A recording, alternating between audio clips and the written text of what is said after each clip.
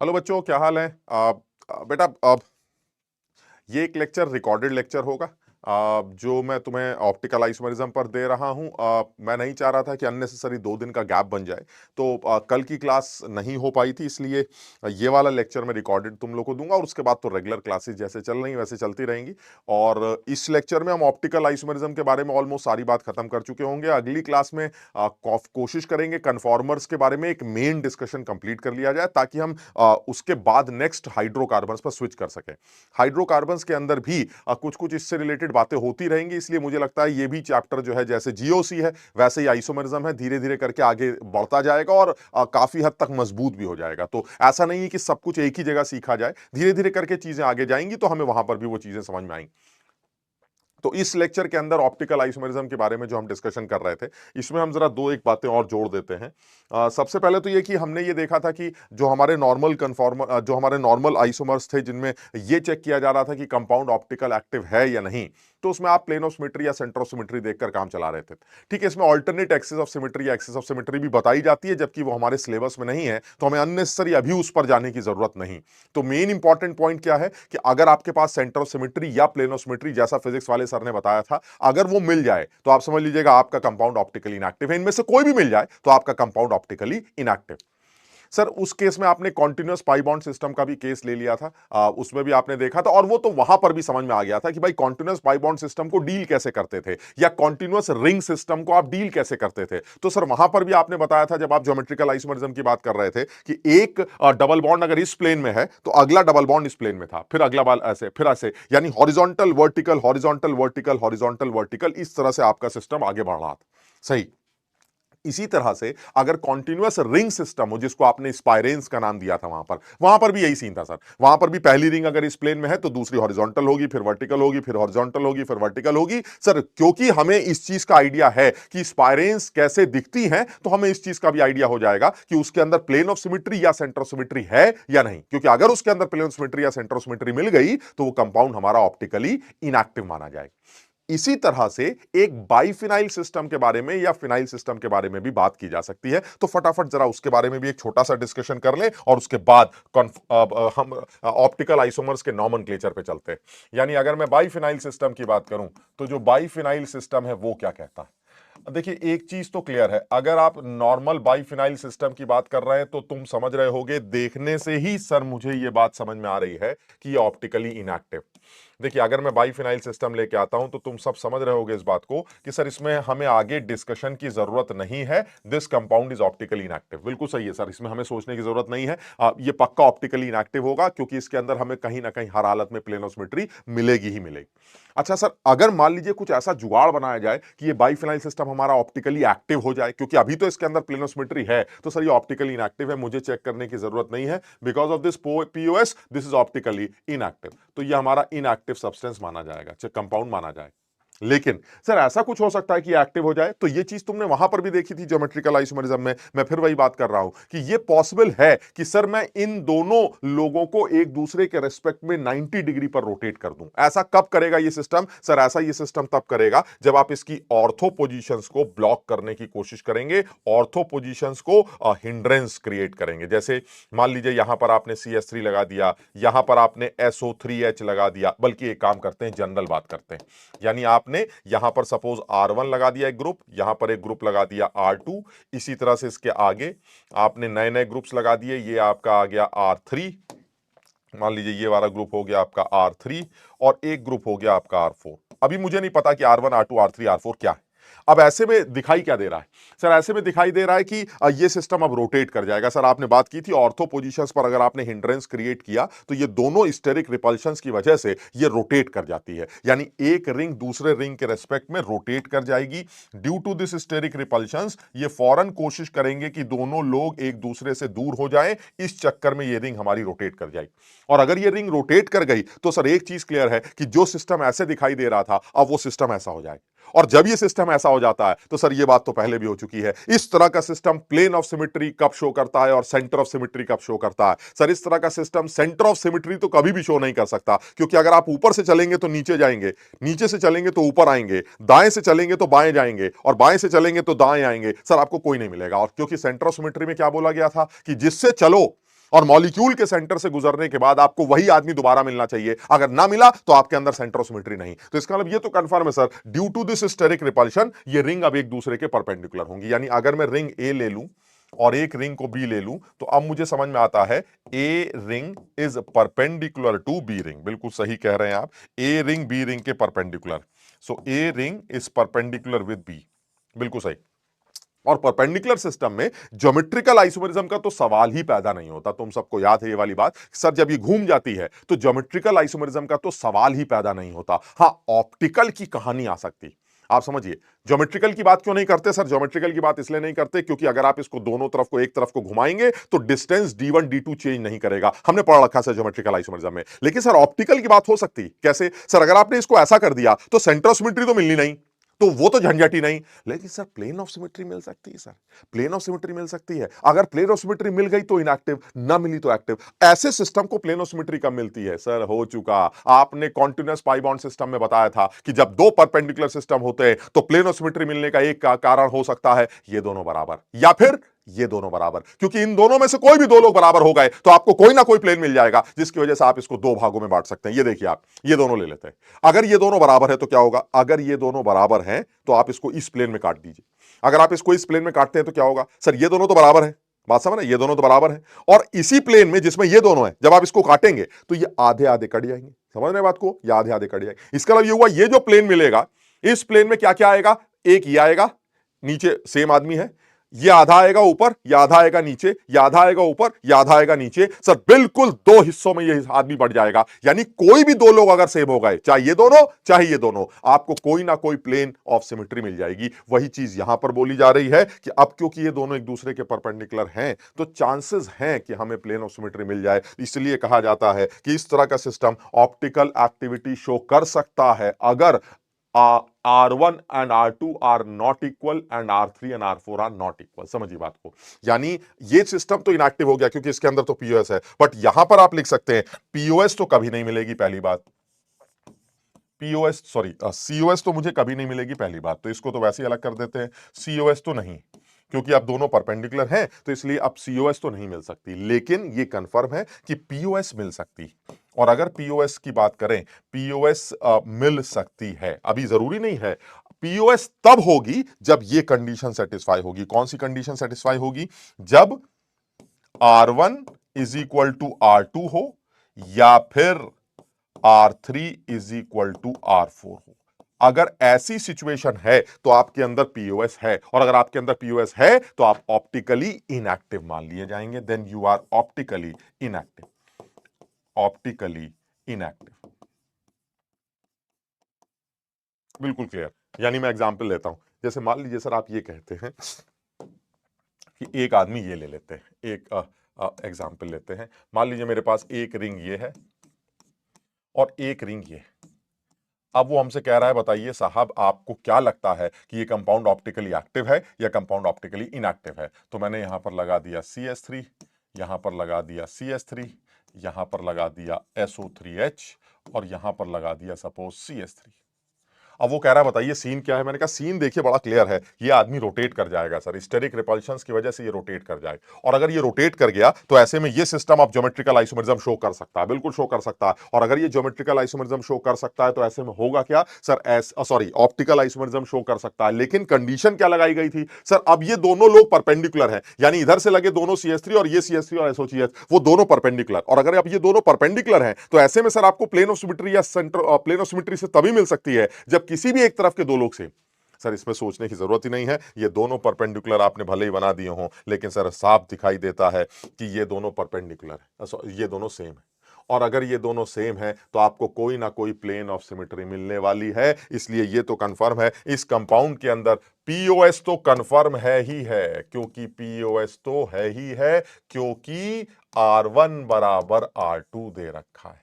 क्योंकि R1 R2 बराबर हैं, यानी ये दोनों ग्रुप्स बराबर हैं, तो आप रोटेट कर जाएंगे। बिल्कुल सही कह रहे हैं, आप रोटेट कर जाएंगे, मैं आपकी बात को एग्री करता हूं। लेकिन आपके अंदर प्लेन ऑफ सिमेट्री पक्का एग्जिस्ट करेगी, जिसकी वजह से आप ऑप्टिकली इनएक्टिव माने जाएंगे। आप इनएक्टिव माने जाएंगे। मेरी बात सब लोग समझ रहे हैं? आप ऑप्टिकली इनएक्टिव माने जाएंगे। सो this is optically inactive. Clear है? चलिए ठीक है सर, और सोच के देख लेते हैं, एक आध एग्जाम्पल और ले लेते हैं, फिर आगे बढ़ते हैं। मान लीजिए वो कहे कि भैया ये बताइए इस कंपाउंड के बारे में आपके क्या विचार। ऐसे ले लेते हैं सर, इस बार ऐसा कुछ बनाते हैं जिसमें ऑप्टिकल एक्टिविटी आ जाए। बिल्कुल सही है सर, ऐसे कर लेते हैं। This is CS3, this is CS3, this is, इसको चेंज कर लेते हैं, ये मान लेते हैं CH2CS3 ले लेते हैं। चलिए ठीक है, and this is Me and this is CS3। अब वो कहता है बताइए ये आदमी ऑप्टिकल एक्टिविटी शो करता है कि नहीं। अब देखो जल्दबाजी में गड़बड़ मत करना, ये तो तुम मानते होगे कि सर बीच वाला आदमी घूम जाएगा, बात तो सही है सर, ये तो घूमेगा ही घूमेगा। अब अगर ये घूम जाएगा तो सिचुएशन परपेंडिकुलर बनेगी, परपेंडिकुलर सिचुएशन में सेंटर ऑफ सिमेट्री, सर बातें बेकार की बार बार कर रहे हो आप, सेंटर ऑफ सिमेट्री की तो बात ही मत किया करिए ना। जैसे यहां पर भी था, तो सेंटर ऑफ सिमेट्री की आप बात मत करिए, वो तो कभी नहीं मिलने वाली। जब सिचुएशन परपेंडिकुलर हो तो सेंटर ऑफ सिमेट्री का क्या मतलब बनता है सर? प्लेनर सिस्टम में एक बार सोच भी सकता है आदमी, इस तरह की सिचुएशन में तो सेंटर ऑफ सिमेट्री कभी नहीं मिलेगी। हाँ, पीओएस की बात कर सकते हैं, तो पीओएस का विचार क्या है सर? पीओएस देखिए तब होता था जब ये दोनों सेम होते थे। ये दोनों सेम नहीं है, यानी R1 is not equal to R2। और सर ये Me है और ये मिथाइल है, सर ये भी अलग है। नहीं, जल्दबाजी में गड़बड़ मत करना, ये Me और CS3 सेम है सर, इस बार ये दोनों लोग सेम है, जल्दबाजी में कोई गड़बड़ नहीं होनी चाहिए, इस बार ये दोनों सेम है। और अगर ये दोनों सेम है तो इस बार फिर से R3 और R4 बराबर है। मुझे सर POS दिख गई, यानी इस बार भी आपको POS दिखाई देती है। और अगर आपको POS दिखाई देती है और तो साफ क्यों क्यों दिखाई देती है? क्योंकि R3 और R4 आपस में बराबर है। कोई भी किसी भी तरफ के दो लोग अगर बराबर हो गए, चाहे राइट साइड वाली रिंग के चाहे लेफ्ट साइड वाली रिंग के, आप समझ जाइएगा आपको पीओएस मिल जाएगी। और जैसे ही आपको पीओएस मिल जाएगी आप ऑप्टिकली इनएक्टिव होंगे। चलिए ठीक है सर, और बात कर लेते हैं जल्दी जल्दी। मान लीजिए वो मुझसे कहे कि भैया ये कुछ इस तरह की सिचुएशन है, अब आपका क्या ख्याल है? अब थोड़ा सा ऐसा ले लेते हैं, जैसे ये Me हो गया, ये SO3H हो गया, इधर कुछ और ले लेते हैं, ये आपका I हो गया, इधर आ गया SO3H। वो कह रहा है अब आपके क्या ख्याल है? इस बार एकदम साफ समझ में आता है। देखिए फिर वही है, घूम तो जाएगा ही, इसमें तो कोई शक है ही नहीं। और ये भी कंफर्म है, सेंटर ऑफ सिमेट्री की बातें मत किया करिए, वो कभी नहीं मिलेंगी। हाँ, पीओएस की बात मैं आपके साथ कर सकता हूं, और इस बार पीओएस है या नहीं ये मैं चेक करता हूं, और मुझे इस बार पीओएस भी नहीं दिखाई देती। वाई? बिकॉज R1 भी बराबर नहीं है, यानी R1 R2 के बराबर नहीं दिखता, एंड R3 R4 के बराबर नहीं दिखता। और अगर ऐसा है तो ऐसे में आपको प्लेनोसिमेट्री भी नहीं मिलनी, और अगर प्लेनोसिमेट्री भी नहीं मिलनी तो ये कंपाउंड पक्का ऑप्टिकली एक्टिव होगा, यानी इससे पहले वाला कंपाउंड हमारा इनएक्टिव होगा और ये वाला हमारा ऑप्टिकली एक्टिव माना जाएगा। समझे बात को? This is optically active, now this is active. Clear है? समझ में आ रहा है? चलिए एक केस और ले लेते हैं, चलिए फटाफट ये केस भी बना लेते हैं। इसमें क्या लगता है, मान लीजिए ये कुछ ग्रुप लगा दिया गया, इधर भी कुछ लगा दिया गया, CMe होल थ्राइस, यहां H आ गया, यहां भी H आ गया, और ये Me आ गया।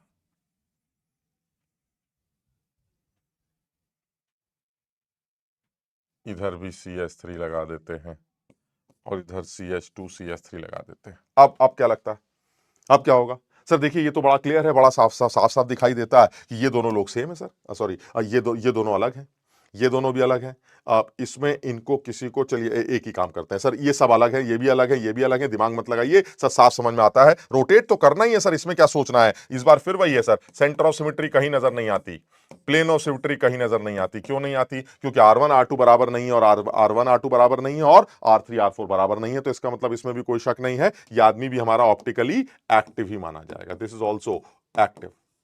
लेकिन सर अगर यही सवाल ऐसे ना पूछ के ऐसे पूछा गया होता तो थोड़ा सा जल्दबाजी में गड़बड़ नहीं होनी चाहिए। यानी अगर मान लीजिए मैं आपसे कहूं कि मेरे दो लोग बराबर हो गए हैं, जैसे मान लीजिए ये Me है और इधर भी Me है, और इधर आपका आदमी लग गया कुछ ऐसे कि इधर I है और इधर मान लीजिए आपने लगा दिया SO3H, कुछ भी ले लेते हैं ऐसे, समझ रहे हो? और अब इधर साइड में ये ग्रुप और लगा दिया जाए, मान लीजिए इधर लगा देते हैं। अब वो कह रहा है कि बताइए अब आपको क्या लगता है, अब ये कंपाउंड ऑप्टिकली एक्टिव है या ऑप्टिकली इनएक्टिव? तो देखो अब जल्दबाजी में गलती मत करना। देखो ये तो तुम मान रहे होगे कि ये दोनों लोग मेरे अलग हैं, यानी R3 R4 अलग हैं। R1 और R2 सेम है। तो जल्दबाजी में बच्चा क्या सोचता है कि सर R1 R2 सेम है, सर सोचने की क्या जरूरत है, ये पक्का ऑप्टिकली इनएक्टिव बन जाएगा। बात समझ रहे हो? ये दोनों ये कंपाउंड पक्का ऑप्टिकली इनएक्टिव बन जाएगा। क्या लगता है तुम्हें, ये कंपाउंड ऑप्टिकली एक्टिव होना चाहिए या इनएक्टिव? सर इस बार देखिए सिचुएशन परपेंडिकुलर की है। अब इस परपेंडिकुलर सिचुएशन में ये दोनों लोग सेम, लेकिन अगर ये दोनों लोग जिस जो ये सेम है उन्हीं में एक कार्बन और लगा है। समझ रहे बात को? एक कार्बन और लगा है। अब वो जो एक कार्बन और लगा है उससे कहीं ऐसा तो नहीं कि प्लेन ऑफ सिमेट्री ना मिले। अब थोड़ा सा अकल लगाते हैं, सर इसको आप किस प्लेन में काटेंगे? जब ये दोनों सेम होते हैं तो आप इसको किस प्लेन में काटते हैं? जब ये दोनों सेम होते हैं तो इसको इस प्लेन में काटा जाता है। ठीक है, अब आप सोचिए जब ये दोनों सेम होंगे तो जब आप इसको इस प्लेन में काटेंगे तो उसका सीन क्या बनेगा? मतलब समझिए समझिए बात को, ये रिंग है, ये रिंग इस प्लेन बोर्ड के प्लेन में है और बोर्ड के प्लेन में ये दोनों है। बात सही है? बोर्ड के प्लेन में ये दोनों है और ये बोर्ड के इस तरफ है। बात समझ रहे हैं? तो आप पक्का सर इसको पक्का अगर आप इसको काटने जा रहे हैं तो पक्का आप इसको इस प्लेन में ही काटने जा रहे हैं। ये तो मुझे समझ में आता है कि आप इसको जो काटने जा रहे हैं वो आपको इस प्लेन में काटने जा रहे हैं। और अगर आप इसको इस प्लेन में काटने जा रहे हैं तो सर एक गड़बड़ आ रही, गड़बड़ ये आ रही है कि ये दोनों तो कट आधे, ये दोनों तो बराबर बराबर है सर, और ये दोनों आधे आधे कट जाएंगे। मेरी बात समझ रहे हो कि नहीं? क्या कह रहे हैं भाई? जैसे मान लो ये डंडा हटा देते हैं, मान लो ये डंडा नहीं, इस मिथाइल को हटा देते हैं तो क्या होगा सर? अगर आप ये मिथाइल हटा देते हैं तो सिचुएशन ये बनेगी जिसमें ये आपका आई है, ये आपका SO3H है, ये आपका मिथाइल है और ये भी आपका मिथाइल है। सर ये सिचुएशन ठीक है, मिथाइल मिथाइल। अब बताइए कौन सा प्लेन होगा सर? अगर ये दोनों मिथाइल है तो सर बेहतर है कि आप इसको परपेंडिकुलर प्लेन में काटिए। क्यों? जब आप इसको परपेंडिकुलर प्लेन में काटेंगे तो ये वाला जो आई है ये आधा आधा कट जाएगा, ये जो SO3H की बॉल है ये भी आधी आधी कट जाएगी, और ये जो मिथाइल मिथाइल है वो तो सेम है। तो इसका मतलब है आप इस प्लेन में काटेंगे। ये ठीक है? सबके समझ में आया? हाँ सर इस प्लेन में काटेंगे। अब इस प्लेन में जब आप काटेंगे तो जो मिथाइल मिथाइल है आपके वो तो बेंजीन के साथ ही प्लेन में होंगे इधर वाली, और इसी बेंजीन के आगे यहां मिथाइल लगा होगा। तो जब आप इसको इस प्लेन में काटेंगे यूं करके, बात समझ रहे हैं? जब आप इसको इस प्लेन में काटेंगे तो मिथाइल एक तरफ आएगा, दोनों तरफ नहीं आएगा। आप मेरी बात समझने की कोशिश करिएगा सर। जब आप इसको इस प्लेन में काटेंगे, ये कुछ ऐसी सिचुएशन है कि यहां पर एक मिथाइल लगा हुआ है। समझ रहे बात को? ऐसे समझना, यहां एक मिथाइल लगा, तो अगर यहां पर एक मिथाइल लगा हुआ है तो जब आप इसको इस प्लेन में काटेंगे तो सर एक हिस्से में मिथाइल अलग दिखाई देगा। ये सब तो सही है सर, ये दोनों बराबर हैं, ये आधे आधे कट जाएंगे, बिल्कुल सही है। लेकिन अगर मिथाइल लगा दिया आपने तो सर सब गड़बड़ हो जाएगी। अब आप इसको प्लेन ऑफ सिमेट्री में नहीं देख पाएंगे। Now this is not a plane of symmetry. तो इसका मतलब है इस कंपाउंड के अंदर COS का तो खैर मतलब ही नहीं बन रहा था, इस कंपाउंड के अंदर COS का तो कोई मतलब ही नहीं बन रहा था, उसको तो हटा ही दीजिए सर। अब मुझे इसके अंदर POS भी नहीं मिल रही, और इसी वजह से ये कंपाउंड मेरा ऑप्टिकली एक्टिव होना चाहिए। समझो बात को? Now this is active. सब लोग समझो।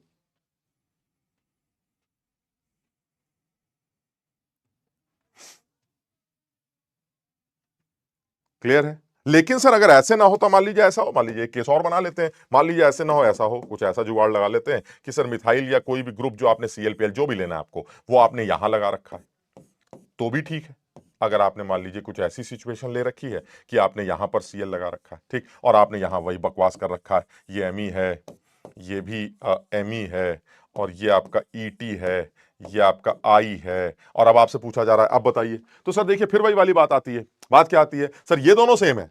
अगर ये दोनों सेम है तो इस केस में आपको प्लेन ऑफ सिमेट्री मिल जाएगी। लेकिन सर एक तरफ आपने Cl लगा रखा है, तो अब मैं थोड़ा सा इत्मीनान रखता हूं, ये दोनों अगर सेम है तो ये तो कंफर्म है सर प्लेन ये कटेगा। बात मानते हो? ये प्लेन कटेगा। देखो यहां पर मैंने ये जो डंडा बनाया ना, इसको यहां मेंशन कर देते हैं, कहीं ऐसा ना हो तुम मस्त हो जाओ।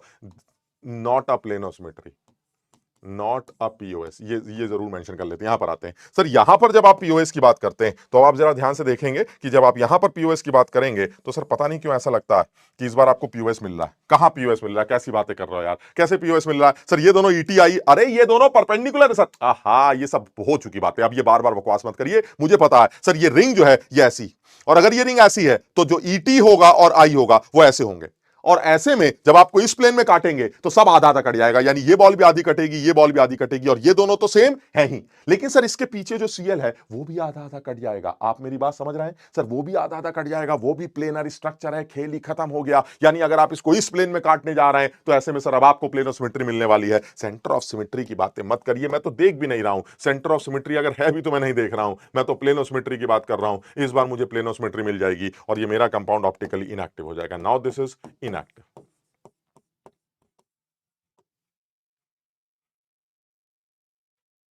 समझ में आ रही बात?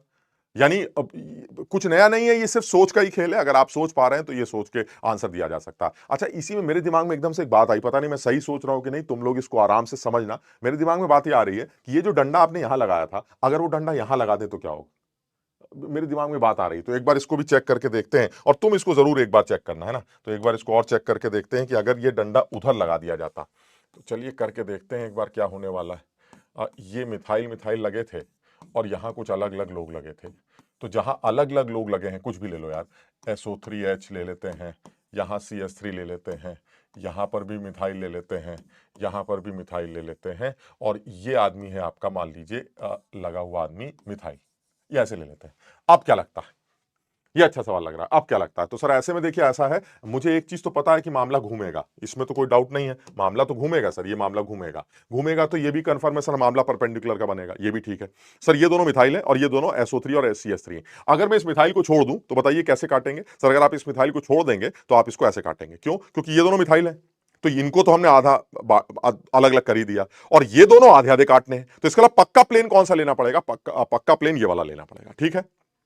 अच्छा, अब अगर आपको मिथाइल मिथाइल को अलग करना है और प्लेन यही वाला लेना है, तो ये तो क्लियर है सर, इस बार जो प्लेन होगा वो ये वाला प्लेन बनेगा, समझ रहे हो बात को? ये वाला प्लेन। और ये सारा सिस्टम ऐसे घूम चुका है। तो अगर ये सारा सिस्टम ऐसे घूम चुका है तो SO3H भी आधा कटेगा, मिथाइल भी आधा कटेगा, और ये मिथाइल भी आधा कटेगा। बताओ मेरी बात समझे कि नहीं? अब यानी अब अगर आप इसको रोटेट करेंगे तो जो सिचुएशन बनेगी, देखो समझाना थोड़ा सा मुश्किल है, बस इसको ऐसे समझना कि सर ये जो रिंग आपने बनाई है, ये रिंग जो है हमारी परपेंडिकुलर है। अब इसको थोड़ा सा ना, अब ये बहुत कलाकार लोग ही बना पाते हैं, अब हम इतने काबिल नहीं हैं। ये इस तरह करके ये आपकी जो रिंग बनने जा रही है, ये परपेंडिकुलर रिंग, समझो बात को। अब जब रिंग परपेंडिकुलर हो गई तो ऐसे में एक चीज तो समझ में आती है कि सर जब रिंग परपेंडिकुलर हो जाती है तो फिर जो सिचुएशन है वो सिचुएशन कैसी दिखाई देती है? सिचुएशन कुछ ऐसी दिखाई देती। अब ये ऐसे हो गई, तुम ये भी कह सकते हो सर उसको ऐसा क्यों नहीं कर देते, आप उसको ऐसा कर दीजिए। अरे फिर सब दोनों एक दूसरे के रेस्पेक्ट पे परपेंडिकुलर है, तो दिमाग क्या लगाना है? यानी कहने का मतलब ये हुआ कि जो इधर वाली मिथाइल वाली रिंग है वो ऐसे, मान लीजिए ऐसे प्लेन में, बोर्ड के प्लेन में ले लेते हैं, ठीक। और जो इधर वाले लोग हैं वो परपेंडिकुलर हो गए। अब जब ये वाली रिंग परपेंडिकुलर हुई यूं करके, तो पूरे तीनों लोग ये तीनों इस प्लेन में आ जाएंगे। अब बात समझ रहे हैं? तो जिस तरह से SO3H, सॉरी हाँ, SO3H और मिथाइल इस प्लेन में है, वैसे ही एक मिथाइल जो और लगा है वो भी इसी प्लेन में है। ये पूरा सिस्टम प्लेनर है, बात समझ रहे हो? पूरा सिस्टम प्लेनर, तो ये पूरा प्लेन ऐसे करके आ गया। अब आप इसी प्लेन में इसको काट देंगे, देखिए जरा सर, मैं अब जो मैं काटने जा रहा हूं वो इसी प्लेन में काटने जा रहा हूं। तो जब मैं इसी प्लेन में काटूंगा तो सर मिथाइल और मिथाइल तो एक जैसे हैं, और ये पूरा सिस्टम आधा चिर स्टिकर बन जाएगा। तो इसका मतलब ये अब समझ में आता है सर मुझे कि इस बार मुझे प्लेन ऑफ सिमेट्री मिलने वाली है। यानी मिथाइल इस तरफ लगा है, तो सेंटर ऑफ सिमेट्री तो मैं चेक भी नहीं कर रहा हूं है या नहीं, मुझे पता ही नहीं, मैं तो देख ही नहीं रहा उसको, हटा दो इसको। लेकिन जो POS है सर, इस बार आपको POS मिल जाएगी, और जैसे ही आपको POS मिलेगी ये कंपाउंड इनएक्टिव बन जाएगा। Now this compound is inactive. कुछ समझ में आई बात?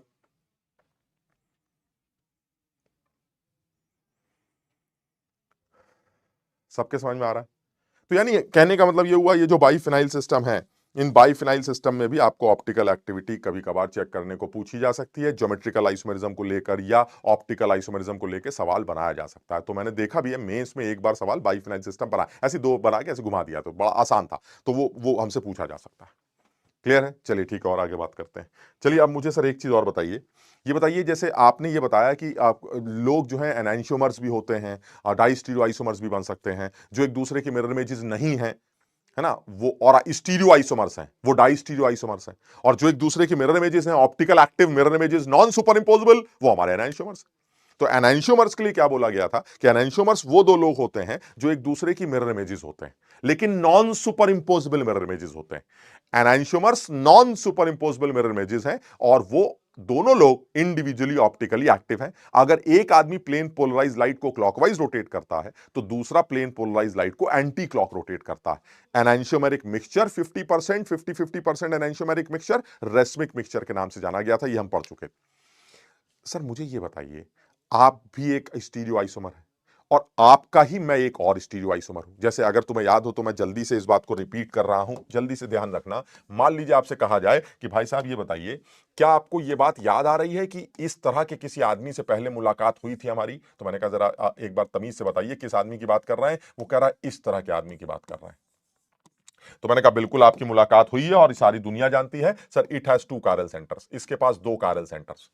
बात समझ रहे हैं? और अगर इसके पास 2 कारल सेंटर्स हैं तो इसमें बहुत ज्यादा अकल लगाने की जरूरत नहीं है सर। इस आदमी के 4 स्टीरियो आइसोमर्स बनेंगे, इसमें कोई शक नहीं है सर। 4 कैसे बनेंगे? अरे because this is dissimilar and का केस। छोड़ो ना यार सर, वो तो ज्योमेट्रिकल आइसोमरिज्म का फॉर्मूला था। नहीं, उसमें जो एन की वैल्यू लगाई गई थी वो स्टीरियो सेंटर था। वो एक ऐसा पॉइंट था जिसके अबाउट आप ज्योमेट्री स्टीरियो आइसोमरिज्म शो कर सकते हैं। नाउ यू हैव अ कारल सेंटर्स जो कि स्टीरियो सेंटर्स हो सकते हैं, क्योंकि इनके अबाउट भी आप ऑप्टिकल आइसोमरिज्म या स्टीरियो आइसोमरिज्म शो करते हैं। समझ रहे हो बात को? और सर ये भी छोड़िए सर, ये तो मुझे भी पता है कि अगर ये कारल सेंटर है तो इसके 2 फॉर्म्स लिखे जा सकते हैं। मैं अभी उन दोनों फॉर्म्स के नाम लूंगा। और अगर ये कारल सेंटर है तो इसके भी 2 फॉर्म्स लिखे जा सकते हैं। तो इसका मतलब ये हुआ सर, कुल मिला के अगर देखा जाए तो इसके आइसोमर्स जितने भी बनने चाहिए, स्टीरियो आइसोमर्स, वो 4 बनने चाहिए। अब मैं वो चारों के बारे में बात कर रहा हूं। अगर तुम्हें याद हो तो मैंने वो चारों बनाए भी थे। मैं एक बार तुम्हारे सामने ये चारों बनाने जा रहा हूं। मान लीजिए ऐसा ले लिया जाए, वो एक तरफ CH3 है और दूसरी तरफ सर ये देख रहे हैं, this is ethyl group, this is बल्कि ऐसे लिखते हैं, ये ऊपर मिथाइल है, नीचे आपका इथाइल है। और फिर आपने बताया था कि सर एक तरफ H आएगा, एक तरफ Br आएगा, एक तरफ Br आएगा, एक तरफ H आएगा। बिल्कुल सही है सर। फिर आपने बताया था दिस इज ऑप्टिकली एक्टिव, इसलिए इसकी एक मिरर इमेज भी एग्जिस्ट करेगी। और फिर आपने इसका दूसरा आइसोमर बनाया था, ये मिथाइल था, ये इथाइल था, और उल्टा कर लिया था, एक तरफ H है, एक तरफ Br है, एक तरफ Br है और एक तरफ H है सर। ये इसका दूसरा आइसोमर बनाया था। फिर आपने इसका तीसरा आइसोमर भी बनाया था। आपने कहा था एक तरफ मिथाइल है, एक तरफ इथाइल है, एक तरफ Br है, दूसरी तरफ भी Br है। और ऐसे में आपने बोला था ये भी ऑप्टिकली एक्टिव है। क्यों? क्योंकि इसके अंदर भी POS और COS नहीं है। कुछ लोग कह रहे थे कि इसके अंदर POS है, देख लीजिए POS नहीं है क्योंकि ऊपर मिथाइल और नीचे इथाइल। समझ रहे हो? तो अगर ये भी ऑप्टिकल एक्टिव है क्योंकि इसके अंदर POS COS नहीं है, तो इसकी भी मिरर इमेज एग्जिस्ट करेगी जिसके ऊपर ये सुपर इंपोज नहीं करेगा। तो ये Me हो जाएगा, ये ET हो जाएगा, यहां पर Br आ जाएगा, ये आपका H हो जाएगा, इधर भी H आ जाएगा और इधर भी R आ जाएगा। इसके अलावा और कोई पॉसिबिलिटी नहीं है। अगर इसके अलावा आपको कोई पॉसिबिलिटी समझ में आती है तो उस कारल के अलोंग इवन एक्सचेंजेस करके आप अपने आप चेक कर लीजिएगा कि वो गलत पॉसिबिलिटी है, क्योंकि वो इन चारों में से ही कोई एक होगा। मेरी बात समझ रहे हो? तो अब वो ये कह रहा है ये जो 4 आदमी बनाए आपने, इन चारों आदमियों में ये जो पहला आदमी है, ये दूसरा आदमी है, ये तीसरा आदमी है और ये चौथा आदमी। तो हमारी उस दिन भी बात हुई थी कि अगर मैं इन चारों को आपस में लिंक करूं तो ये चारों लोग 2,3 डाइब्रोमोपेंटेन ही है sir. They all are 2,3 dibromopentane. Sir दिक्कत यह है कि अगर मान लीजिए मुझे 2,3 डाइब्रोमोपेंटेन से मुलाकात करनी है तो मैं क्या बोलूंगा? मैं यही तो बोलूंगा कि भाई अगर मुझे किसी भी आदमी से मिलना है तो मैं क्या बोलता हूं? मैं यही बोलता हूं भाई ऐसा है वो राजू इधर आओ, ऐसे यही बोलता हूं।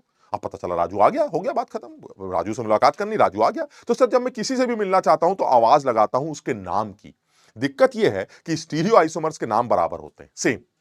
तो मैं क्या बोल सकता हूं? मैं यही तो बोलूंगा 2,3 डाइब्रोमोपेंटेन इधर आओ। पता चला 2,3 डाइब्रोमोपेंटेन को बुला रहे हैं और ये चारों आदमी दौड़ते हुए चले आ रहे हैं। जी सर, जी सर, किससे मिलना चाहते हैं आप बताइए? अब मैं परेशान हूं कि जब चारों ही साला 2,3 डाइब्रोमोपेंटेन है, मुझे किससे मिलना है? मैं 4 लोगों से थोड़ी ना मिलने आया हूं, मैं तो इस आदमी से मिलने आया था। ये पता नहीं चारों क्यों चले आ रहे हैं, क्योंकि चारों का नाम सेम। तो इसका मतलब यह हुआ, यही चीज हमारे सामने ज्योमेट्रिकल आइसोमरिज्म में भी आई थी कि सर जब चारों के नाम सेम आ जाते थे तो आप उनको पहचानते कैसे थे? तो तुमने बताया था सर आप 2,3 डाइब्रोमोपेंटेन के आगे, मतलब वो भी जो भी ज्योमेट्रिकल आइसोमर था उसके आगे थोड़ा सा सिस लगा दीजिएगा, सिस, तो दूसरे के आगे ट्रांस लग जाएगा। और अगर आपको लगता है सिस ट्रांस का मजा नहीं आ रहा है तो आप ई या जेड लगा दीजिएगा। अगर आपको लगता है कि ये ई और जेड से भी काम नहीं चल रहा है तो आप सिन और एंटी लगा दीजिएगा। सर जुगाड़ बनाया था आपने। किसी तरह से राजू को बुलाते वक्त आपने सिर्फ ये बोला था वो राजू मेरे सामने आए जो ई है, तो ई वाला चला आया था। मैंने कहा बहुत बढ़िया, अब एक आदमी आया। इसी तरह से इन चारों में से किसी एक आदमी से मिलने के लिए मुझे नाम से काम नहीं चलेगा। आप सिर्फ 2,3 डाइब्रोमोपेंटेन बोल के उछल जाए, आपको चारों लोग मिल जाएंगे। आप इन चारों को डिस्टिंग्विश करना चाहते हैं। अब आती है काम की बात, किसी ऑप्टिकल आइसोमर्स को आपस में डिस्टिंग्विश करने के लिए क्या किया जाता? अच्छा, ये हम लास्ट क्लास में कर चुके हैं। फटाफट मुझे जल्दी से बता दो, क्या ये पहचान पा रहे हो ये दोनों लोग एक दूसरे के मिरर इमेजेस हैं? हाँ सर, ये दोनों लोग एक दूसरे के मिरर इमेजेस। और अगर ये दोनों एक दूसरे के मिरर इमेजेस हैं तो क्या ये कहना ठीक है कि ये दोनों एक दूसरे के एनांशियोमर्स हैं? हाँ सर, ये बिल्कुल एक दूसरे के एनांशियोमर्स हैं। इसमें कोई शक नहीं है कि अगर आप रिलेशन बनाना चाहते हैं तो ये दोनों एक दूसरे के enantiomers, they both are enantiomers. इनमें कोई भी आदमी मीजो कंपाउंड नहीं है, किसी के भी अंदर प्लेनोसिमेट्री नहीं। इसी तरह से क्या ये दोनों भी एक दूसरे के एनांशियोमर्स हैं? हाँ, ये दोनों भी एक दूसरे के एनांशियोमर्स हैं। एनांशियोमर्स वो दो लोग होते हैं जो एक दूसरे के मिरर इमेजेस होते हैं, नॉन सुपर इंपोजेबल। समझ रहे हो बात को? इसी तरह से अगर ये कहा जाए कि क्या ये 1 वाला भी 3 के साथ एनांशियोमेरिक रिश्ता रखता है? नहीं sir, they are not mirror images but they are isomers. They are stereoisomers. They are formed due to space difference in the spatial arrangements. So they both are stereoisomers, but they are not mirror images. So they will be distereoisomers. Sir ये मेरे डाइस्टीरियोआइसोमर्स होंगे, ये डाइस्टीरियोआइसोमर्स बिल्कुल सही है। 1 और 4 क्या होंगे सर? 1 और 4 भी मेरे डाइस्टीरियोआइसोमर्स होंगे, इसमें भी कोई शक नहीं है। दे आर डाइस्टीरियोआइसोमर्स, बिल्कुल सही है। अच्छा, इसी तरह से सर अगर मैं 2 और 3 का रिश्ता निकालूं तो बेटा बिल्कुल वही कह रहे हो, ये दोनों एक दूसरे की मिरर इमेज नहीं है। और इसी तरह से 2 और 4 का रिश्ता निकालिए तो ये भी डाइस्टीरियोआइसोमर्स बनेंगे। चलिए ठीक है सर, अब मुझे ये बताइए इनके नामकरण आप कैसे करने वाले? तो अब सब लोग तैयार हो जाएं छोटी सी बात के डिस्कशन के लिए कि मैं इन ज्योमेट्री ऑप्टिकल आइसोमर्स को आपस में डिस्टिंग्विश कैसा करता हूं, and that is nomenclature. Nomenclature of optical isomers, optical isomers. चलिए सर इसके बारे में जल्दी से डिस्कशन कर ही लेते हैं। क्या है नॉमेनक्लेचर? सर नॉमेनक्लेचर ये कहता है कि देखिए ऐसा है, अगर आप दो लोगों को एक दूसरे से जुदा करना चाहते हैं, डिस्टिंग्विश करना चाहते हैं जो ऑप्टिकल आइसोमर्स हैं, तो आप आरएस नॉमेनक्लेचर का इस्तेमाल करते हैं। आरएस नॉमेनक्लेचर, बिल्कुल दिमाग नहीं लगाना है, हम कोई फुल फॉर्म वगैरह बता के कोई हीरो नहीं बनना चाह रहे हैं, कोई जरूरत नहीं है फुल फॉर्म वगैरह की, बिल्कुल सीधी बात कर रहे हैं सर। आरएस नॉमेनक्लेचर जो है ये मतलब क्या होता है? मतलब यह है कि अगर एक आदमी आर है तो उसका जो मिरर इमेज है वो एस। मतलब क्या हुआ इस बात का? इसका बात का मतलब यह हुआ कि सर अब आप किसी भी कायरल कार्बन को नाम दे सकते हैं। वो जो कायरल कार्बन है सर, वो कायरल कार्बन या तो आर होगा या एस होगा।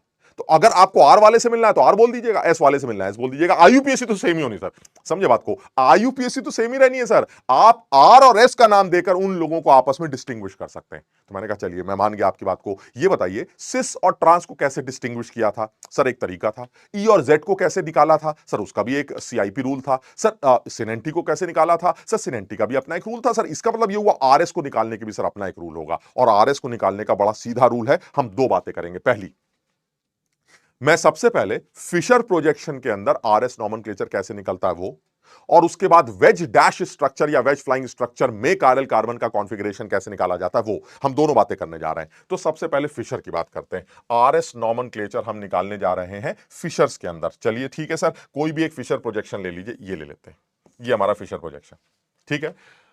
अब आप मुझे ये बताइए कि इस फिशर प्रोजेक्शन में आरएस नॉमेनक्लेचर कैसे निकाला जाएगा। तो मैंने पूछा है कि भाई आप बताइए क्या क्या लिखा हुआ है। तो उसने कहा भाई एक तरफ CS3 लिखा हुआ है, एक तरफ H लिखा हुआ है, एक तरफ OH लिखा हुआ है, एक तरफ कुछ और लिखा हुआ है, मान लीजिए CL लिखा हुआ है। वो कह रहा है कि सर ऐसा है, बताइए आरएस नॉमेनक्लेचर अब आप कैसे निकालेंगे। तो देखो एक चीज तो क्लियर है, ये इंटरसेक्शन पॉइंट है जो कायरल है। हाँ बिल्कुल सही। तो अगर ये कायरल है तो इसका कॉन्फ़िगरेशन या तो R होगा या S होगा। क्यों कह रहा हूं ऐसा? क्योंकि सर इसी जैसा एक और मिरर इमेज मैं आपको बना के दे सकता हूं। आप मेरी बात समझिएगा, बिल्कुल इसी की जैसी एक मिरर इमेज तैयार कर सकता हूं। सेम आईयूपीएससी वाली मैं एक मिरर इमेज तैयार कर सकता हूं। और यह भी मैं जानता हूं कि वो दोनों एक दूसरे के ऊपर सुपर इंपोज नहीं करने वाले। आप समझिएगा बात को, ये CS3 है, ये H है, इधर आपका OH आ जाएगा और इधर आपका Cl आ जाएगा। सर पूरी दुनिया जानती है they are non superimposable mirror images. Why sir? क्या अक्ल लगा रहे हैं सर? जिस आदमी में एक ही कार्बन कायरल है वो तो अपनी मिरर इमेज को कभी सुपर इंपोज कर ही नहीं सकता। और चलिए छोड़िए सर, इस कार्बन से चारों लोग अलग लगे हैं, इसके अंदर सेंटर ऑफ सिमेट्री या प्लेन ऑफ सिमेट्री कभी मिल ही नहीं सकती। तो इसका मतलब this is optically active, and it is optically active. इसका एक मिरर इमेज होगा जिसको सुपर इंपोज नहीं किया जाएगा, और वो दोनों एक दूसरे के, कोई शक नहीं है सर, वो दोनों एक दूसरे के एनांशियोमर्स होंगे। बताओ मेरी बात समझ में आई यहां तक? हाँ सर बिल्कुल सही कह रहे हैं। अब आप मुझे बताइए, जब दोनों ही मेरे एक जैसे आदमी हैं जिनकी आईयूपीएसी भी तुम समझ ही रहोगे, दिस इज 1 ऑल क्लोरो और इथेनॉल, समझ रहे हो बात को? तो सर इस आदमी को अलग कैसे करेंगे इससे? दोनों सेम है सर। तो इसका मतलब इनमें से एक आदमी आर है सर, और एक दूसरा उसकी मिरर इमेज है जो कि एस। अब आप ये बताइए आरएस निकालते कैसे हैं? तो ये बहुत सीधा रूल है, that is again a CIP rule. आप सीआईपी रूल को ध्यान में रखते हुए इन चारों कार्बन्स की, इन चारों ग्रुप्स की जो इस कार्बन कार्बन से लगे, इनको प्रायोरिटीज दे देते। वही रूल, सीआईपी रूल, वही समझ लो, उल्टे सीधे आदमी का नाम जो थे वो वही रूल लगेगा। क्या करेंगे सर? सबसे पहले इस कार्बन से लगे कौन सा आदमी नंबर 1 प्रायोरिटी रखता है? तो मेरे ख्याल से 1 रखता है। फिर कौन रखता है? ये 2 रखता है। फिर कौन रखता है? 3 रखता है। मुझसे मत पूछना ऐसा क्यों कह रहे हैं। और फिर ये 4। ठीक है, नंबरिंग आ गई। अब आपको एक रूल याद रखना है, सिर्फ एक बात याद रखनी। क्या याद रखनी है? बहुत सारे तरीके हैं, बहुत सारी किताबों में बहुत सारे टीचर्स अलग अलग तरीके से इस बात को बात करते हैं। मैंने एक तरीके से याद कर रखा है, वो ये है कि आप रूल क्या है? If lowest priority group, lowest priority group is on vertical line, then on moving 1 to 2, 2 to 3 shortest path ले रहे हैं भाई, मैं अभी समझाता हूं। 1 to 2, 2 to 3 on moving if clockwise, then R, if anti-clockwise,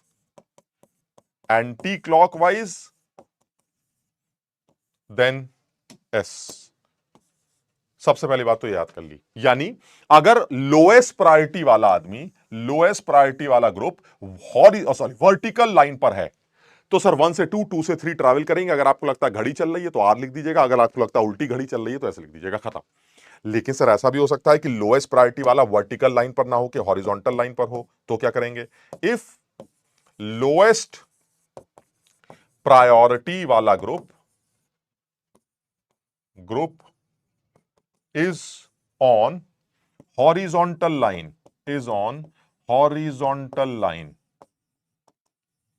then 1 से 2, 2 से 3 if clockwise then S, and if anti-clockwise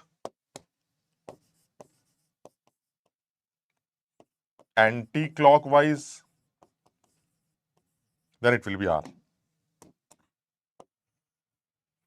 यानी कहने का मतलब यह हुआ जब वो क्लॉकवाइज चलेगा तो आर होना चाहिए, आप उसका उल्टा लिख दीजिए एस, खत्म।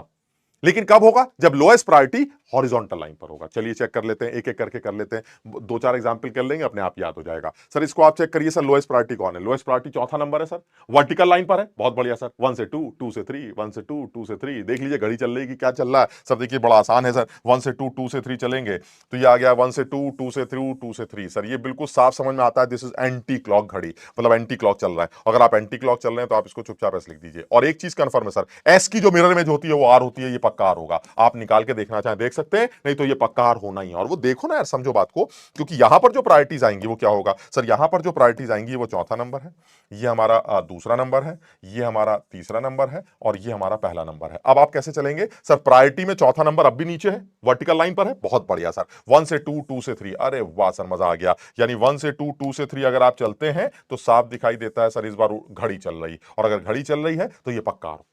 यानी एस की जो मिरर इमेज होती है वो आर, आर की मिरर इमेज एस होती है, और ये दोनों एक दूसरे के एनाइसोमर्स है। यानी अगर आपको इस आदमी से मिलना है जिसका नाम राजू है, तो आपको अगर इस आदमी से मिलना है तो आप एस राजू को बुलाइएगा, और अगर आपको इस आदमी से मिलना है तो आप आर राजू को बुलाइएगा, क्योंकि एस और आर ये दोनों अलग अलग लोग। समझिए बात,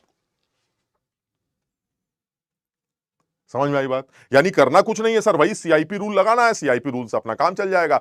नंबर ऑफ प्रायोरिटीज डिसाइड कर लेंगे, प्रायोरिटीज डिसाइड करने के बाद अगर आप फिशर की बात कर रहे हैं, फिशर प्रोजेक्शन में इस तरह से आरएस नॉमेनक्लेचर निकाला जा सकता है। क्लियर है? तो चलिए एक आध सवाल और ले लेते हैं। मान लीजिए अब फिशर के अंदर ही आरएस नॉमेनक्लेचर निकालना हो तो फिशर के अंदर आरएस नॉमेनक्लेचर यहां निकाल लेते हैं। चलिए जल्दी से बताइए, इन सब में आरएस नॉमेनक्लेचर एक बार प्रिडिक्ट करके देखते हैं।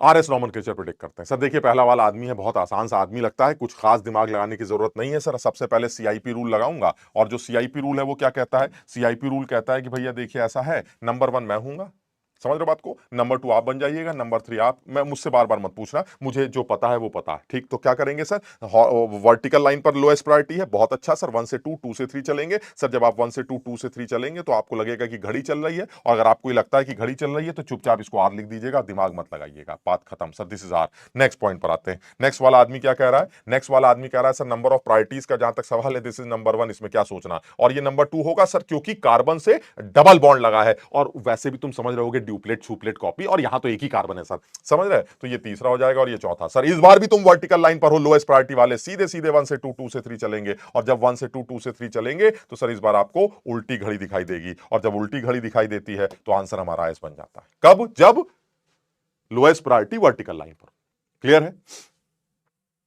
यार घड़ी एक बार तुम देखना, कहीं ऐसा ना हो जल्दबाजी में हमारी घड़ी उल्टी चल जाए, तो तुम लोग ध्यान रखना कि ये उल्टी चल रही ना, हाँ ये उल्टी चल रही। इधर आते हैं सर, इस वाले पे चेक करते हैं। इस वाले में कैसे चेक करेंगे? बिल्कुल वही सर, प्रायोरिटी निकालनी है। क्या करना है सर? नंबर 1 प्रायोरिटी सर इसको दे देंगे। क्यों? क्योंकि सर इस कार्बन से डबल बॉन्ड लगा है और डबल बॉन्ड लगने से ड्यूप्लेट कॉपी बनती है। तुम्हें याद होगा डबल बॉन्ड की ड्यूप्लेट कॉपी तुमने बना के देखी थी, उसकी प्रायोरिटी इथाइल से तो ऊपर आएगी आएगी। So this will be number 2, यानी ये 1 है, ये 2 है, ये 3 होगा, ये 4 होगा। सर आप फिर फोर्थ लाइन वर्टिकल लाइन पर है, चौथी नंबर का। सर इस बार फिर 1 से 2 चलिएगा और 2 से 3 चलिएगा। सर इस बार आपकी घड़ी चल रही है, और अगर घड़ी चलेगी तो आप पक्का क्या बन जाएंगे? सर आर बन जाएंगे। क्यों? क्योंकि लोएस्ट प्रायोरिटी वर्टिकल लाइन पर है। इधर आ जाते हैं, इधर देखते हैं सर। यहां मुझे लग रहा है थोड़ा सा चेंज आएंगे। चेंज आएंगे कैसे? दिखाई देता है जो नंबर 1 बनेगा सर ओ बनेगा, ऑक्सीजन का एटॉमिक नंबर सबसे ज्यादा है। और जो चौथा नंबर बनेगा इस बार ये बनेगा, ये तीसरा होगा तो पक्का ये क्या बनेगा? दूसरा। चल कर लोगे चेक सर? उसके बाद चेक करते हैं sir, lowest priority horizontal line पर है sir, lowest priority horizontal line पर है। ध्यान रखना पड़ेगा सर, शॉर्टेस्ट पाथ 1 से 2, 2 से 3 का पकड़ते हैं तो शॉर्टेस्ट पाथ 1 से 2 से 2 से 3 का ये बनता है। और ऐसे में सर बिल्कुल साफ दिखाई देता है कि मेरी तो घड़ी चल रही, और अगर ये मेरी घड़ी चल रही है तो सर ऐसे में ये आर होना चाहिए था, लेकिन ये एक्चुअली एस है। इसका लॉजिक भी तुम लगा सकते हो, तुम समझो, मैं इसका लॉजिक बताता हूं तुम्हें। तुम एक याद कर लो कि एच को हमेशा या लोएस्ट प्रायोरिटी को वर्टिकल लाइन पर रखना है। तो तुम करके देखो ना, एच को वर्टिकल लाइन पर लाने के लिए क्या करोगे? सर एच को वर्टिकल लाइन पर लाने के लिए किसी एक आदमी से पलटी मारेंगे, और जब किसी एक आदमी से पलटी मारी जाती है तो कायरल कॉन्फ़िगरेशन चेंज हो जाता है। तो जब तुम पलटी मार के यहां लाओगे तो वो आर निकल के आएगा। तो इसलिए आंसर क्या बनेगा? एस। मेरी बात समझ रहे हो? मैंने क्या बोला था? मैंने कहा था कि अगर किसी कायरल के अलोंग इवन एक्सचेंजेस किए जाते हैं तो उसका कॉन्फ़िगरेशन रिटेन रहता है।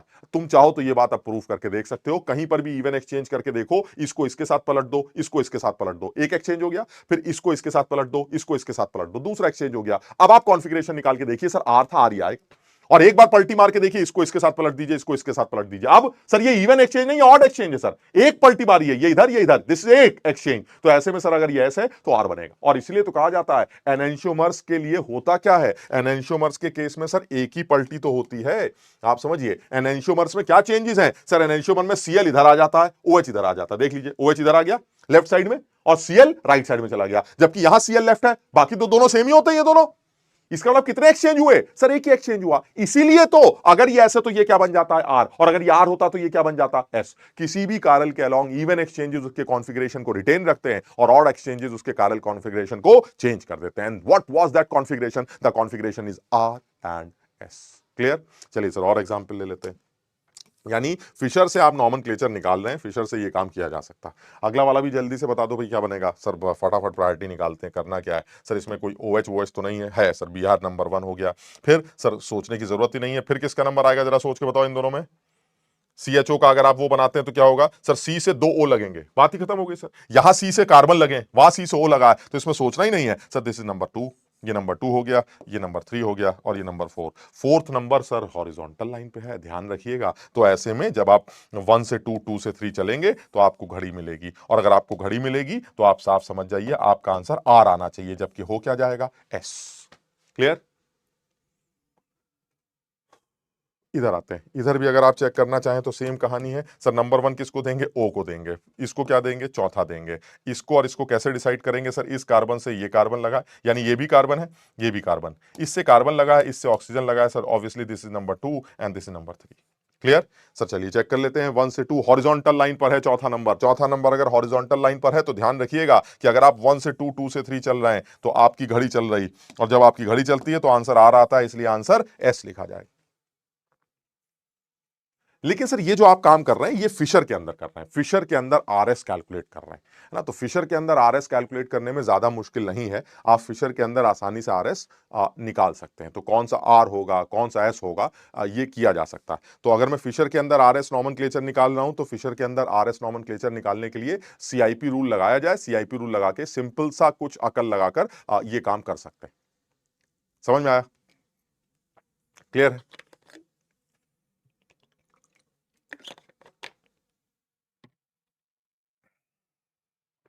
चलिए सर, अब आप ये बताइए सर, फिशर के अंदर तो आरएस निकाल लिया आपने, हम मान लेते हैं कि फिशर के अंदर आप आरएस निकाल लेते हैं। अब मुझे ये बताइए, अगर फिशर के अंदर आरएस की जगह मुझे फिशर के अंदर आरएस की जगह अगर मुझे वेज डैश स्ट्रक्चर के अंदर आरएस निकालना हो, तो वेज डैश स्ट्रक्चर के अंदर तो क्या जवाब दूंगा मैं? गजब आदमी हो। तुम्हें वेज डैश स्ट्रक्चर से फिशर बनाना तो सिखा चुका हूं मैं, तो वेज डैश से फिशर बना लेना और फिशर बना के आरएस निकाल लेना। सर आप बहुत बेकार की बात कर रहे हैं ये वाली, तो ये लग रहा है आप जबरदस्ती की मजदूरी करा रहे हैं। चलो लेकिन फिर भी सर आप कह रहे हैं तो कर लेते हैं। आरएस नॉमेनक्लेचर निकालने जा रहे हैं for Fischer for wedge dash. RS nomenclature for wedge dash structure. तो मैंने कहा भाई बताइए एक एग्जाम्पल के साथ, तो उसने फिर एक एग्जाम्पल ले लिया। उसने कहा भाई ये बताइए, ये CHO है, ये CH2OH है, ये आपका कार्बन कायरल ले लेते हैं, इधर बाहर की तरफ H लगा है, मान लीजिए इधर अंदर की तरफ OH लगा है। आप बताइए क्या ये कार्बन कायरल है? हाँ सर कायरल है। बताइए ये R है कि S है? तो मैंने कहा अरे कैसी बातें कर रहे हो, बड़ा आसान है, क्या सोचना है सर, इसका फिशर बनाइए अभी आंसर आ जाएगा। तो चलिए सर फिशर बना लेते हैं, ये कर देते हैं। और इसको ऐसे करने के बाद इसको वर्टिकल लाइन, किसी किसी को भी ऊपर नीचे समझ रहे, तो ये ऊपर वाली उंगली ऊपर कर देते हैं, जो आसान पड़ रहा। तो जैसे ही आप इसको ऊपर करेंगे, तो जैसे ही आप इसका फिशर बनाएंगे, तुम लोग अपने आप कॉपी पे बनाओ भाई, जैसे ही फिशर बनाओगे तो ऊपर आ जाएगा CH2OH, नीचे वाली लाइन आ जाएगी CHO, और साफ दिखाई दे रहा है। आप ऐसे कर रहे थे तो जो वर्टिकल लाइन है जो बाहर की तरफ है वो लेफ्ट साइड में चला जाएगा, यहां H आ जाएगा और यहां OH। अपने आप बना के देखो सर, ये आपका फिशर। अब आप तो सब तो कर ही लिया सर, अभी तो यही इतनी देर से कर रहे थे। ये नंबर 1 हो जाएगा CIP रूल से, ये नंबर 2 हो जाएगा, ये नंबर 3 हो जाएगा और ये नंबर 4 हो जाएगा। नंबर 2 इसलिए क्योंकि यहां डबल बॉन्ड O है, समझ रहे हैं, 2, इसके पास 1 O, इसके पास 2, ये जीत जाएगा। तो इसका अब क्या करेंगे सर, हॉरिजॉन्टल लाइन पर है सर चौथा नंबर, ध्यान रखिएगा उल्टा करना, 1 से 2, 2 से 3, तो 1 से 2, 2 से 3 सर साफ समझ में आता है। फिर आपकी घड़ी चल रही है, और अगर ये घड़ी चल रही है तो आंसर R आना चाहिए, लेकिन आंसर क्या होगा? S। समझ रहे बात को? यानी एक तरीका तो ये ठीक है सर, है ना, ये भी अच्छा तरीका है कि आप फिशर को, वेज डैश को फिशर में कन्वर्ट कर लेंगे और फिशर में कन्वर्ट करके आरएस नॉमेनक्लेचर अपना निकाल लेंगे, ठीक है, इसमें भी कोई बुराई नहीं है। ये काम भी किया जा सकता है कि वेज डैश को फिशर में कन्वर्ट करके भी नॉमेनक्लेचर प्रिडिक्ट किया जा सकता है। लेकिन सर ये कोई अच्छा तरीका तो नहीं लगता, मतलब आप तो दो काम करवा रहे हैं, एक तो आरएस निकालने पर टाइम लग रहा है और दूसरा आप इसको कन्वर्ट करवा रहे हैं। मान लीजिए कन्वर्जन में थोड़ा सा हमारी उंगलियां टेढ़ी हो गई तो सर खेल ही खत्म हो जाएगा, तो ये सब भी ध्यान रखना पड़ेगा। तो एक काम ऐसा भी कुछ होना चाहिए जिसमें आपको डायरेक्टली पता चल जाए कि आपका आप नॉमेनक्लेचर वेज डैश को ही देखकर कि आपका कायरल कार्बन R कॉन्फ़िगरेशन का है या S कॉन्फ़िगरेशन का। सवाल 85 बना सकते हो, उल्टे सीधे डायग्राम्स किसी भी अच्छी किताब से, अंग्रेजी किताब से ढूंढ ढूंढ के छाप छाप के आप 85 सवाल कर सकते हैं। लेकिन एक्चुअली मुद्दा बड़ा सीधा है कि जेई वाला बहुत बकवास नहीं कर रहा है ना सर, वो जब करेगा तो पेपर में करेगा, आप समझ रहे हैं, उसको जो बकवास करनी होगी वो पेपर में करेगा, लेकिन वो करता नहीं है कि अननेसेसरी ये दिखाए कि देखो ये भी मॉलिक्यूल वो भी मॉलिक्यूल। वो बहुत सीधी सीधी बातों पे सवाल पूछता है, चाहे मेंस लेवल हो चाहे एडवांस लेवल हो। तो सवालों की बात नहीं कर रहे हैं, बट हमें लॉजिक समझ में आना चाहिए कि इस आदमी को इसमें कन्वर्ट करके भी आरएस निकल सकता है और इस आदमी का डायरेक्ट आरएस भी निकल सकता है, ठीक है। अच्छा, अब इसका डायरेक्ट आरएस निकालने का एक सीधा तरीका, इसको भूल जाते पहले पहले एक सीधे आदमी का आरएस निकाल के देखते हैं वो कैसे निकल के आएगा। चलिए ठीक है सर, एक आदमी बनाते हैं सबसे पहले, मान लीजिए ये ले लेते हैं, यहां आपका मान लीजिए कुछ भी ले लेते हैं यार, ये CHO हो गया, है ना, और यहां पर बाहर की तरफ मान लीजिए आपने Br लगा रखा है, ये अंदर की तरफ मान लीजिए H लगा रखा है, यहां कुछ भी ले लेते हैं OH लगा रखा है। तो साफ दिखाई दे रहा है sir this carbon is chiral, ठीक है। अब वो कह रहा है बताइए इसका कॉन्फ़िगरेशन क्या है। तो मैंने कहा अरे यार हो तो चुकी बात, खट से फिशर बनाओ अभी आंसर आ जाएगा। तो चलिए खट से फिशर बनाते हैं। फिशर बनाएंगे तो क्या आएगा सर, जैसे ही आप फिशर बनाएंगे तो ये ऐसे हो जाएगा, OH ऊपर चला जाएगा, CHO नीचे आ जाएगा, और जो हाथ हमारा बाहर की तरफ है उंगली वो लेफ्ट चला जाएगा, तो Br लेफ्ट आ जाएगा और H राइट आ जाएगा, ठीक है। क्या आप नहीं निकाल पाओगे इसका फिशर? है सही बनाया ना हमने, ये ऐसे OH ऊपर CHO नीचे Br लेफ्ट, ठीक। अब इसका RS नहीं निकाल पाओगे सर, बिल्कुल RS निकाल लेंगे। ये नंबर 1 है, ये नंबर 2 है, ये नंबर 3 है और ये नंबर 4 हॉरिजॉन्टल लाइन पर है, 1 से 2, 2 से 3, ओ 4, फिर घड़ी चल रही है, घड़ी सही चल रही है, यानी ये आ गया आपका S, ठीक है। घड़ी चल रही तो R होगा, लेकिन H हॉरिजॉन्टल लाइन पर है तो S बन जाए, ठीक। अब क्या कह रहे हैं, फिर आप वही हरकत कर रहे हैं, नहीं। अब आप ये बताइए यहां से डायरेक्ट S कैसे आएगा, ये बताइए। तो देखो बहुत ध्यान से देखना, नंबरिंग तो सर CIP रूल से यहां भी कर सकते थे, बिल्कुल कर सकते थे। दिस इज नंबर 1, ये मेरा नंबर 1 है, ये नंबर 2 है, ये नंबर 3 है और ये नंबर 4, बिल्कुल कर सकते थे। अब ध्यान रखना, अगर नंबरिंग करने के बाद जो लोएस्ट प्रायोरिटी का आदमी है, अगर वो डैश लाइन में है, that is away from observer है, यानी if this lowest priority molecule और group is away from observer in that case 1 से 2, 2 से 3 ट्रैवल करो, जो आए वही आंसर लिख दो, खत्म। यानी अगर मैं 1 से 2, 2 से 3 चल रहा हूं तो ऐसे में साफ दिखाई देता है कि आपकी उल्टी घड़ी चल रही, और जब उल्टी घड़ी चलती है तो आंसर हमारा क्या बनता है, देख लीजिए ऐसा, ये भी एस था, ये भी एस, क्योंकि दोनों सेम ऐसी आएगा, समझ लो। याद क्या रखा कि अगर लोएस्ट प्रायोरिटी का आदमी वर्टिकल, लोएस्ट प्रायोरिटी का आदमी अवे फ्रॉम ऑब्जर्वर है, यानी इफ, ये लिख भी देता हूं मैं, if lowest priority group is away from observer, observer क्या मतलब हुआ, डैश लाइंस, यानी डैश लाइन पर है, देन 1 से 2, 2 से 3, if clockwise then R, if anti clockwise then S. बिल्कुल सीधा, अगर क्लॉकवाइज है तो आर और अगर एंटी क्लॉक है तो एस। ये बिल्कुल याद कर लेते हैं। कब, जब लोएस्ट प्रायोरिटी वाला आदमी अवे फ्रॉम ऑब्जर्वर है, यानी डैश लाइन पर, और अगर ऐसा नहीं है, अगर ऐसा नहीं तो जो भी आए उसका उल्टा लिख देना, समझे बात को। अगर ऐसा नहीं है तो जो भी आंसर आए उसका उल्टा लिख देना। सब लोग इसको समझने की कोशिश करो।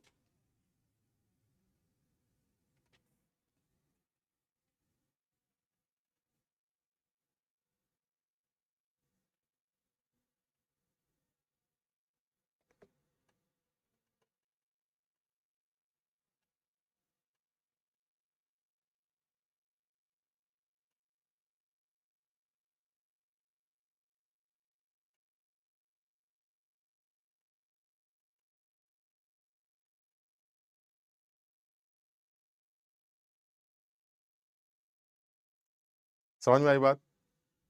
जैसे एग्जाम्पल लेते हैं, है ना, एग्जाम्पल लेते हैं तो ज्यादा समझ में आएगा। जैसे मान लीजिए इन्हीं में से कोई एग्जाम्पल ले लेते हैं, ये ले लेते हैं, आराम से सोचो।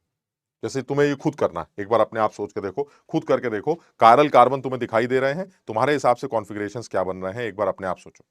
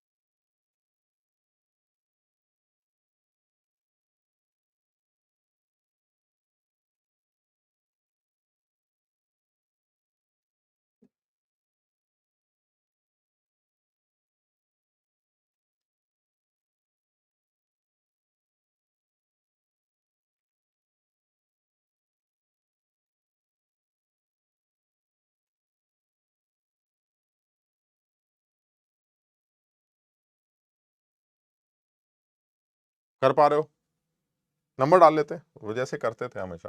तो इसमें नंबर 1 ऑब्वियसली कौन बनेगा, 1 बनेगा, ये बनेगा, है ना। फिर कौन बनेगा, फिर ये बनेगा, ये 2 हो जाएगा।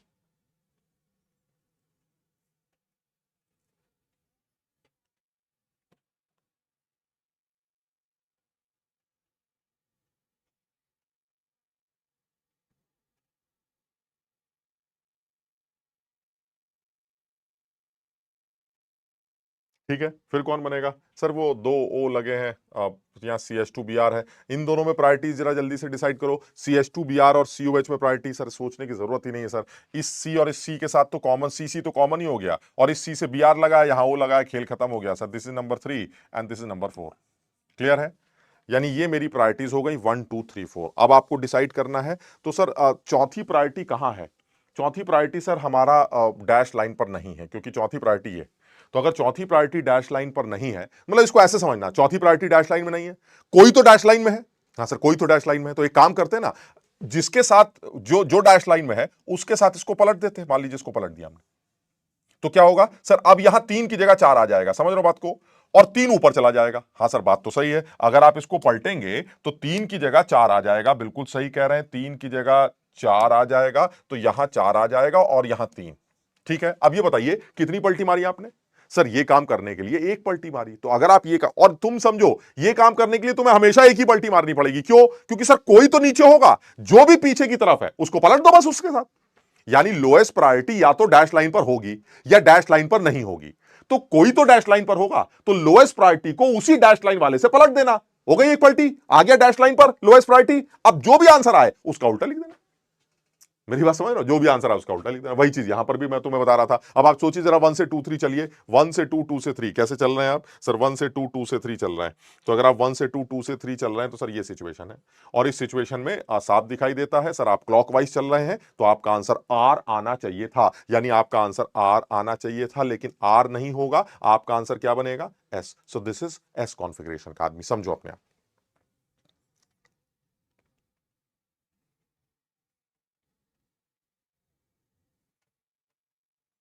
समझ में आई? ऐसे दूसरा वाला करके देखो। दूसरे वाले में तो सर बात ही खत्म हो गई। दूसरे वाले में तो लोएस्ट प्रायोरिटी चौथा नंबर हमसे पीछे है ही, तो बस नंबरिंग डालनी है। तो नंबरिंग डालेंगे, ये नंबर 1 हो जाएगा, ये नंबर 2 हो जाएगा, ये नंबर 3 हो जाएगा, बस हो गया खत्म। सर साफ दिखाई देता है कि जो भी आंसर आपका बनने वाला है उस आंसर में 1 2 3 जब आप, और ये तो लोएस्ट प्रायोरिटी डैश लाइन पर ऑलरेडी है, तो जो भी 1 2 3 बनेगा, 1 से 2 2 से 3 सर घड़ी चल रही है, आप चुपचाप यहां पर आर लिख दीजिएगा, कुछ करना ही नहीं, दिस आर। समझ में आया क्या कह रहा हूं मैं? यानी मैं ये बताना चाह रहा हूं, बहुत सीधी सी बात कर रहे हैं, मतलब अन्य सर इसको बहुत मुश्किल गंदे गंदे स्ट्रक्चर बनाकर ये वो करके ड्रामे करने की जरूरत ही नहीं है। बहुत सीधी सी बात कर रहे हैं कि अगर फिशर पर बनाना है तो फिशर पर। मुझे जो लग रहा है वो ये कि आपको सीआईपी रूल एक बार रिवाइज कर लेना चाहिए, बस मुझे ये लगता है सीआईपी रूल जो है, जो ये फालतू का रूल था, इसको रिवाइज कर लिया जाए। इसको रिवाइज कर लेने से मुझे लगता है दिक्कत नहीं आएगी। खत्म हो गया।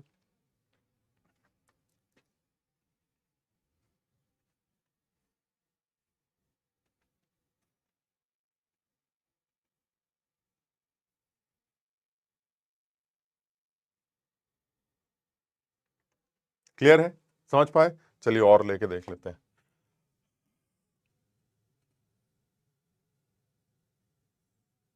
ये भी ले लेते हैं। बताओ, इसमें कारल कार्बन का कॉन्फ़िगरेशन निकालते हैं सर। दिस इज कारल है ना, तो इसका कॉन्फ़िगरेशन निकालते हैं। इनके कॉन्फ़िगरेशंस क्या क्या है? सोचो जरा जल्दी से, पहला वाला बताओ, सोच के दिमाग लगाओ, आराम से एकदम सोचना है और फिर बताना है कि इसका कॉन्फ़िगरेशन कैसे निकल के आने वाला है। तो इसमें दिखाई दे रहा है कौन आगे है कौन पीछे है, तो सर दिखाई दे रहा है। नंबरिंग आप कर सकते हैं, ये नंबरिंग चौथी होगी, इसमें सोचने की जरूरत ही नहीं, ये पहली होगी। ठीक है, इन दोनों में चेक करें तो मैं भी कार्बन, आप भी कार्बन, मुझसे लगा कार्बन, आपसे लगा कार्बन, मुझसे ओ दिखाई देते हैं बहुत सारे, लेकिन आपसे ओ दिखते तो हैं, लेकिन मेरे पास जो ओ है वो डबल बॉन्ड ओ है। आप समझ रहे हैं मेरी बात को? तो यानी मेरे पास ज्यादा ओ है। अब तुम समझ ही रहोगे प्रायोरिटी निकालने के लिए क्या करना होता है। यानी इसी कार्बन पर 2 हाइड्रोजन हो गया, मुझे इसी कार्बन पर 2 ओ दिखाई देंगे, बल्कि इस कार्बन से 3 ओ लगे हैं, जबकि यहां से तो सिर्फ एक ही ओ लगा है। तो प्रायोरिटी जो है वो इस वाले कार्बन की थोड़ी ज्यादा होगी। तो इसका मतलब ये हुआ, ये 1 हो गया, ये 2 हो गया, ये 2 हो गया, और ये हमारा 3 हो गया। क्लियर है? अब आप 1 2 3 4 को देख लीजिए sir. Fourth number already dash line पर, ये ऑलरेडी डैश लाइन पर है। तो अगर ये ऑलरेडी डैश लाइन पर है तो सिर्फ 1 2 3 चलना है, और 1 2 3 चलने का बिल्कुल सीधा तरीका, घड़ी चल रही, और अगर घड़ी चल रही है तो आंसर सीधे सीधे लिख दीजिए सर, घड़ी चल रही है तो आंसर आर। क्यों? क्योंकि सर ये ऑलरेडी डैश लाइन पर, अगर ये डैश लाइन पर नहीं होता तो जो आंसर आता उसका उल्टा लिख देते, क्योंकि उसको किसी के साथ पलटना था। यही चीज यहां पर भी देख लेते हैं। यहां पर जब आप आंसर देखेंगे तो क्या करेंगे सर, जब प्रायोरिटीज निकालेंगे तो ये चौथा नंबर आएगा, ये हमारा पहला नंबर आएगा, ये दूसरा नंबर आएगा, और ये तीसरा नंबर आएगा। बताओ समझे? एक बार सब लोग समझ के देखें, क्या ये प्रायोरिटी समझ में आ रही है? सर जो हमारा नीचे ओ है वो नंबर 1 प्रायोरिटी होगा, इसमें कोई शक नहीं है। अब आप ट्रैवल करते हैं तो ट्रैवल करके देख लीजिए, 1 से 2, 2 से 3 जैसा भी चलना है चल लेते हैं। तो अगर आप 1 से 2, 2 से 3 चलते हैं तो सर साफ दिखाई देता है ये आपकी उल्टी घड़ी चल रही, ठीक है ना? 1 2 3, हाँ सर ये उल्टी घड़ी चल रही है, और जब घड़ी उल्टी चलती है और एच ऑलरेडी पीछे है तो आंसर आपका क्या बनता है? S. So the configuration is S.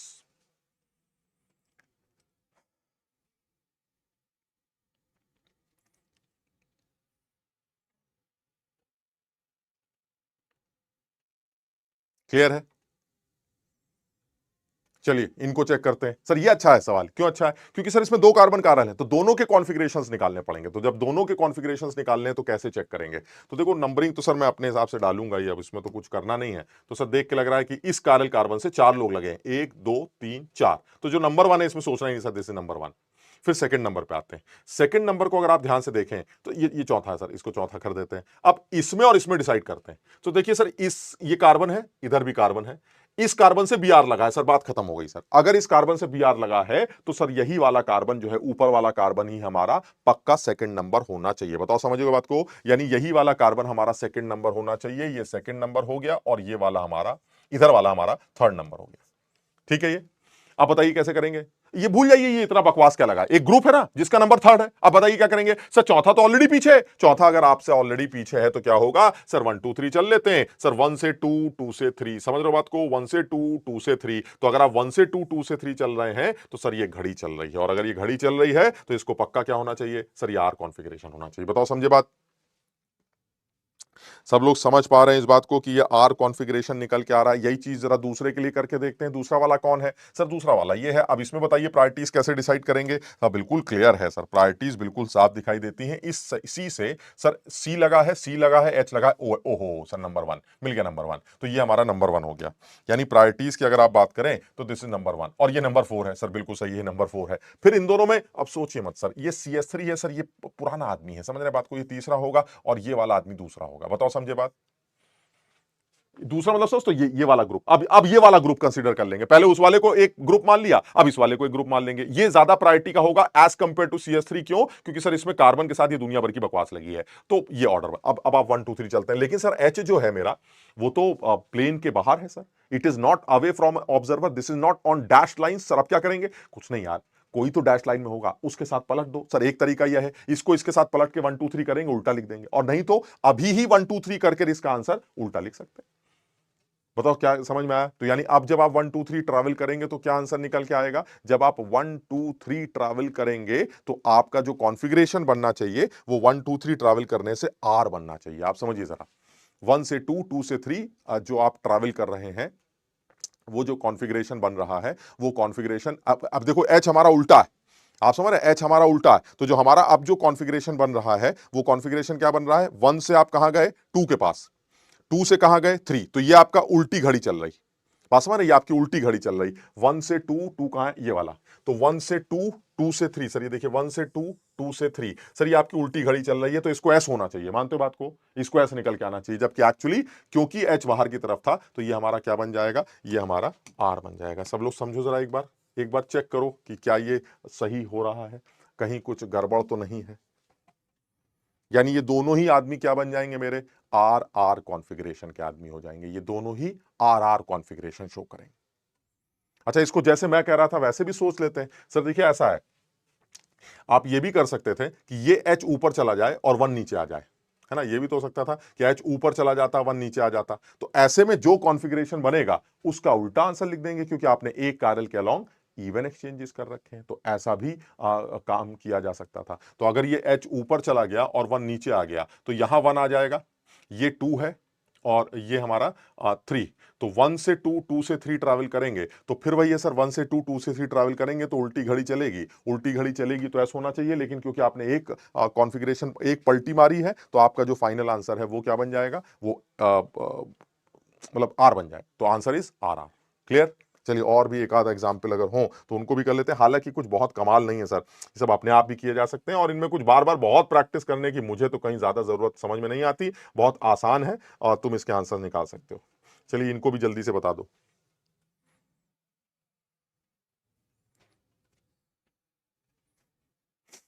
इनको भी जल्दी से कर लेते हैं। सर देखिए ऐसा प्रायोरिटी का जहां तक सवाल है साफ दिखाई देता है, सबसे बड़ी प्रायोरिटी 1, समझिएगा, ये प्रायोरिटी नंबर 1। क्यों? क्योंकि सर ओ लगा है, सही कह रहे हैं ना? हाँ सर, यहाँ ये नंबर 1। तो सी से अगर ओ लग गया तो उसकी प्रायोरिटी वैसे ही ज्यादा हो गई। ठीक है, सारे सी तो सेम है। फिर इनमें से अगर आप चेक करना चाहते हैं तो ऑब्वियसली नंबर 2 ये बन जाएगा, फिर ये नंबर 3 बन जाएगा और ये नंबर 4 बन जाएगा। ये प्रायोरिटीज आ गई। अब क्योंकि फिशर है सर और चौथा आपका हॉरिजॉन्टल लाइन पर है तो मामला तो गड़बड़ है। तो आप ध्यान रखिएगा कि अगर आप 1 से 2, 2 से 3 ट्रैवल करके उल्टी घड़ी चला रहे हैं तो आंसर एस बना। लेकिन क्योंकि F4 हमारा हॉरिजॉन्टल लाइन पर है इसलिए आपका आंसर क्या लिखा जाएगा? इसलिए आपका आंसर आर लिखा जाएगा। क्लियर?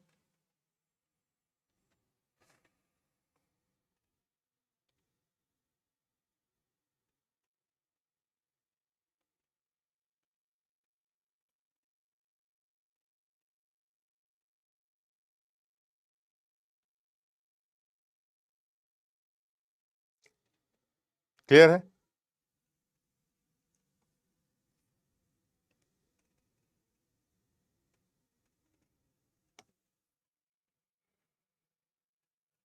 ठीक है, अच्छा इसमें भी देख लेते हैं। इसमें क्या होगा सर? इसमें ये कार्बन कारल है, ये भी कार्बन कारल है। अब आप इसमें ना सबसे पहले प्रायोरिटीज डिसाइड करते हैं। ये एक ग्रुप है, मगर इसको अगर चेक करते हैं तो ये ग्रुप बन जाएगा।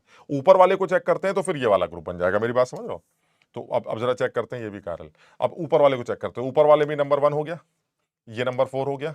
ये नीचे की बात करें तो इस कार्बन से कार्बन कार्बन और फिर यहां ऑक्सीजन आ गया तो ये नंबर 2 हो गया, ये नंबर 3 हो गया। इसको ऐसे नहीं लिखते, नंबर 2 वाले को थोड़ा सा ऊपर की तरफ लिखते हैं। ये नंबर 2 हो गया, समझ लो, दिस इज नंबर 2। आप क्या करेंगे सर? नीचे वाला ग्रुप 2 है, ये 1 है, 4th हमारा हॉरिजॉन्टल लाइन पर है तो बात ही खत्म हो गई। सर 1 से 2, 2 से 3 ट्रैवल कर रहे हैं आप, ये ऐसे चल रहे हैं, आपकी घड़ी चल रही, घड़ी चल रही तो आप आर होने चाहिए, लेकिन आप कौन बन गए सर? आप एस बन गए, तो ये हमारा एस हो गया। चलिए इसको एस कर देते हैं। नीचे आते हैं, नीचे वाले को जब आप चेक करेंगे तो जो प्रायोरिटीज होंगी वो प्रायोरिटीज वैसे निकाली जाएंगी। ये 1 हो जाएगा, ये 4 हो जाएगा, ये 3 हो जाएगा और ये पक्का 2 हो जाएगा। ऐसे में अगर आप फिर से ट्रैवल करते हैं तो सर साफ दिखाई देता है 4th हमारा हॉरिजॉन्टल लाइन पर है। ध्यान रखिएगा उल्टा करना पड़ेगा। 1, 2, 3 ट्रैवल कर रहे हैं, उल्टी घड़ी चल रही है, और अगर 1, 2, 3 ट्रैवल करने से उल्टी घड़ी चलती है तो ऐसे में ये एस होना चाहिए, लेकिन एक्चुअली ये कौन है सर? ये एक्चुअली आर बन जाएगा। रीजन क्या होगा? रीजन होगा हमारा एच हमारा वर्टिकल लाइन हॉरिजॉन्टल लाइन पर है। यानी 1 से 2, 2 से 3 ट्रैवल करा, 1 से 2, 2 से 3 ट्रैवल करा तो उल्टी घड़ी चल रही, और अगर उल्टी घड़ी चलती है तो यस होना चाहिए, लेकिन क्योंकि एच हमारा हॉरिजॉन्टल लाइन पर है तो आंसर। यानी देखो जरा मजे की बात क्या है, ये दोनों अगर आप ध्यान से देखें तो this is a mirror, this is a plane of symmetry.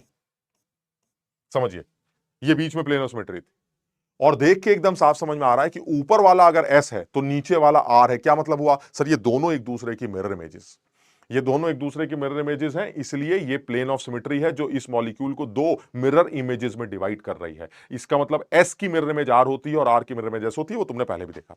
तो जब तुम इसका मिरर इमेज बनाओगे, इस कंपाउंड का मिरर इमेज बनाओगे तो उसका कॉन्फ़िगरेशन पक्का कायरल कार्बन का क्या निकल के आएगा? एस। क्लियर? समझ में आ गया? तो ये आरएस नॉमेनक्लेचर बहुत सीधा सा है, उसमें कुछ कमाल नहीं है और बहुत बकवास नहीं है, कोई झंझटबाजी नहीं है। हम एग्जांपल्स और ले लेंगे अगली एक क्लास में, या एक क्लास में एग्जांपल्स इसके और भी ले लेंगे, लेकिन बहुत ज्यादा कलाकारी नहीं है, मतलब बहुत ज्यादा समझने की जरूरत नहीं। चलिए ठीक है, अब और आगे बात कर लेते हैं। फटाफट एक चीज और डिस्कस कर लेते हैं इसी के अंदर जल्दी से। मुझे ये पॉइंट्स और क्लियर कर लेते हैं कि इनमें से कौन कौन से कंपाउंड अब ऑप्टिकली एक्टिव हैं या इनएक्टिव। चलिए इनको भी चेक करते हैं और इनमें किस तरह की सिमेट्री दिखाई देती है। तो जल्दी से सोच के बताओ, पहले वाले कंपाउंड के अंदर क्या कोई सिमेट्री दिखती है? सर बिल्कुल साफ दिखाई देती है। पहले वाले कंपाउंड के अंदर मुझे पीओएस दिखाई देता, सीओएस की बात नहीं कर रहा हूं, मुझे पीओएस दिखाई देता है, सीओएस मुझे नहीं दिखता। समझ रहे हो बात को? सीओएस नहीं दिखता। इधर आते हैं सर, इस केस में भी मुझे प्लेनोसिमेट्री दिखाई देती है। सर ये देखिए प्लेनोसिमेट्री, दिस इज प्लेनोसिमेट्री। कैसे सर? देख लीजिए ना, CS3 आधा आधा कट जाएगा, ये वाला CS3 आधा कट जाएगा। सर इसके नीचे O है, उसके ऊपर O है। कैसी बातें कर रहे हो सर? फिर आप वही बेकार की बातें कर रहे हैं। इस मिरर के इस तरफ O है सर, क्या इस मिरर के इस तरफ O है? नहीं, नहीं है, दूर है सर। आप लीजिए हाथ, अब बताइए सर, मिरर इमेज दिखते हैं आपको? नहीं है मिरर इमेज। सर मिरर के उस तरफ O है, ये देखिए बिल्कुल लगा हुआ O। क्या यहां लगा हुआ O है? नहीं है सर, यहां O दूर है। इसका मतलब ये हुआ सर ये प्लेन ऑफ सिमेट्री नहीं है, यानी इस मॉलिक्यूल के अंदर मुझे प्लेन ऑफ सिमेट्री नहीं मिलती। अरे ऐसे ले लेते, ऐसे ले लेते सर, ऐसे भी नहीं ले सकते थे। क्यों नहीं ले सकते थे? क्योंकि ऐसे में फिर वही वाली बकवास आ रही है। ओ तो आधे आधे कट जाएंगे सर, लेकिन इस ऑक्सीजन के, इस ग्रुप के, इस मिरर के इस साइड कार्बन पर मिथाइल दिखता है, लेकिन उस साइड कार्बन पर मिथाइल नहीं दिखता है सर। इसका मतलब ये भी प्लेन ऑस्मेट्री नहीं होगी। So this compound will be optically active. यानी ऊपर वाला आदमी तो, जो ये वाला आदमी है, इसके लिए तो ठीक है सर। इसको तो आप क्या लिख सकते थे? This has plane of symmetry, so this is inactive. ये तो ठीक है सर, ये हमारा इनएक्टिव कंपाउंड होगा। लेकिन इस कंपाउंड के अंदर मुझे प्लेन ऑस्मेट्री या सेंट्रोस्मेट्री दिखाई नहीं देती है, ना तो पीओएस दिखता है, ना सीओएस दिखता है। इसलिए बिल्कुल साफ समझ में आता है ये कंपाउंड मेरा ऑप्टिकली एक्टिव कंपाउंड होगा। क्लियर है? इस पर आते हैं सर। इस कंपाउंड के अंदर कोई सिमेट्री जैसी चीजें दिखती हैं? तो मुझे जो लग रहा है वो यही है कि आप इसको जरा सोच के बताओ, जरा क्या इस कंपाउंड के अंदर कोई सिमेट्री तुम्हें नजर आती है? एक बार थोड़ी सी अकल लगा के बताओ, किसी तरह की कोई सिमेट्री इस कंपाउंड में दिखाई दे रही है? थोड़ा सा अकल लगा के देखो, क्या इस कंपाउंड में किसी भी तरह की कोई सिमेट्री दिखती? सोचोगे तो समझ में आएगा।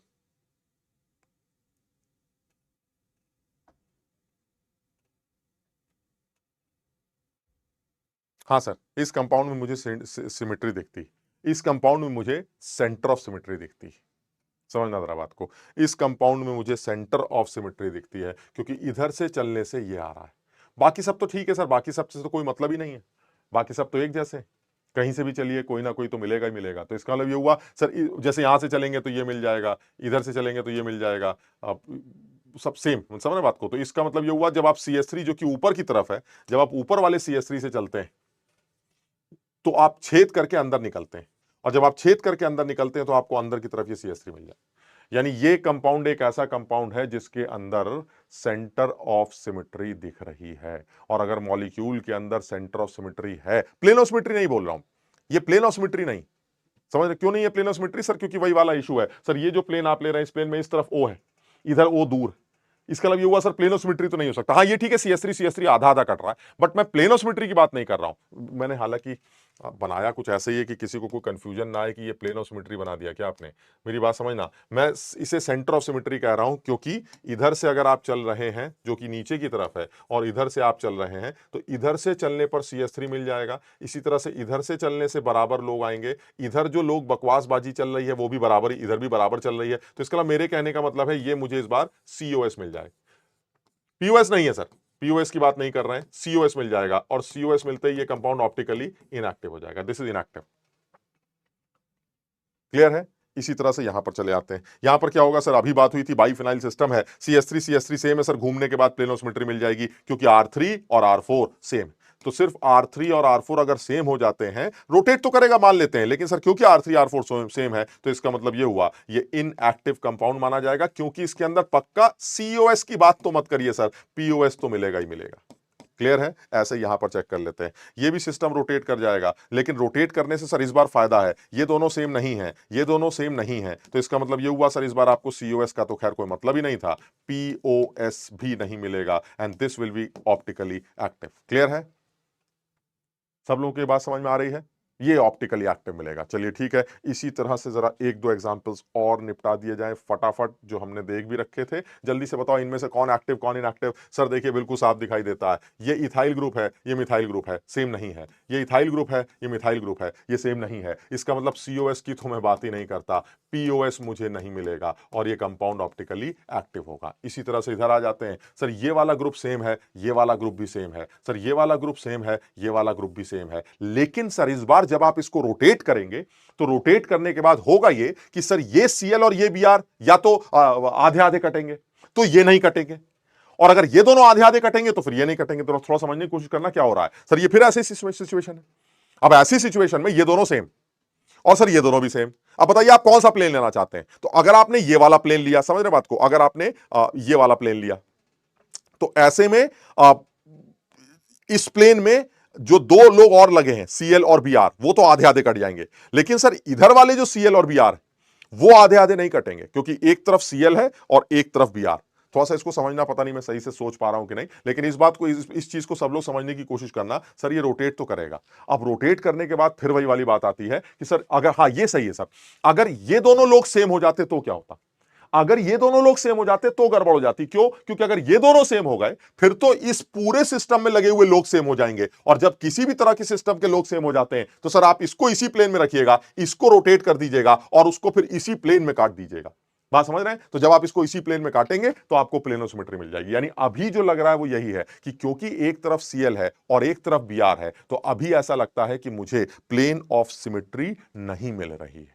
इसको समझना जरा सब लोग, थोड़ा सा अपने आप अकल लगाना कि भाई अगर मैं किसी भी तरह की सिचुएशन ले लूं, मान लो ऐसे ले लेता हूं, तो ऐसे में जो भी प्लेन लेंगे वो प्लेन एक तरफ के सीएल और बीआर को आधा आधा काटेगा, लेकिन दूसरी तरफ के सीएल और बीआर को अलग अलग कर देगा, और अगर वो अलग अलग हो गए दूर तो सर वो प्लेन ऑफ सिमेट्री नहीं मानी जाएगी। सो यानी इसका मतलब ये हुआ सर, सेंटर ऑफ सिमेट्री की तो मैं बात ही नहीं करता, सेंटर ऑफ सिमेट्री तो यहां दिखता ही नहीं है सर, प्लेन ऑफ सिमेट्री यहां नहीं मिलेगी, और ये कंपाउंड मेरा ऑप्टिकली एक्टिव होगा। यहां पर चेक करते हैं यहां क्या होगा।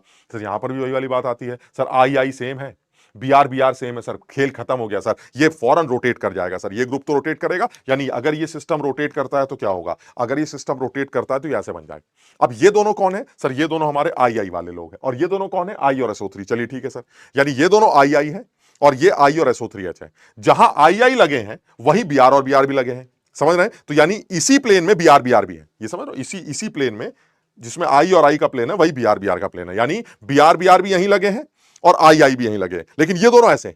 तो कौन सा प्लेन लेंगे बताइए? सर इस बार साफ दिखाई देता है, आप क्योंकि ये दोनों सेम है आप इस प्लेन में काट दीजिए।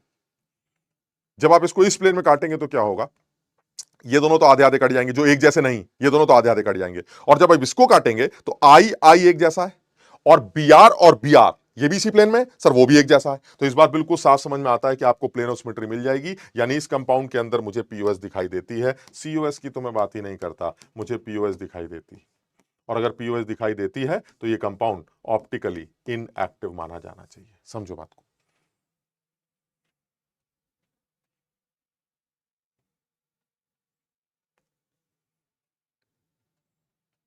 क्लियर है?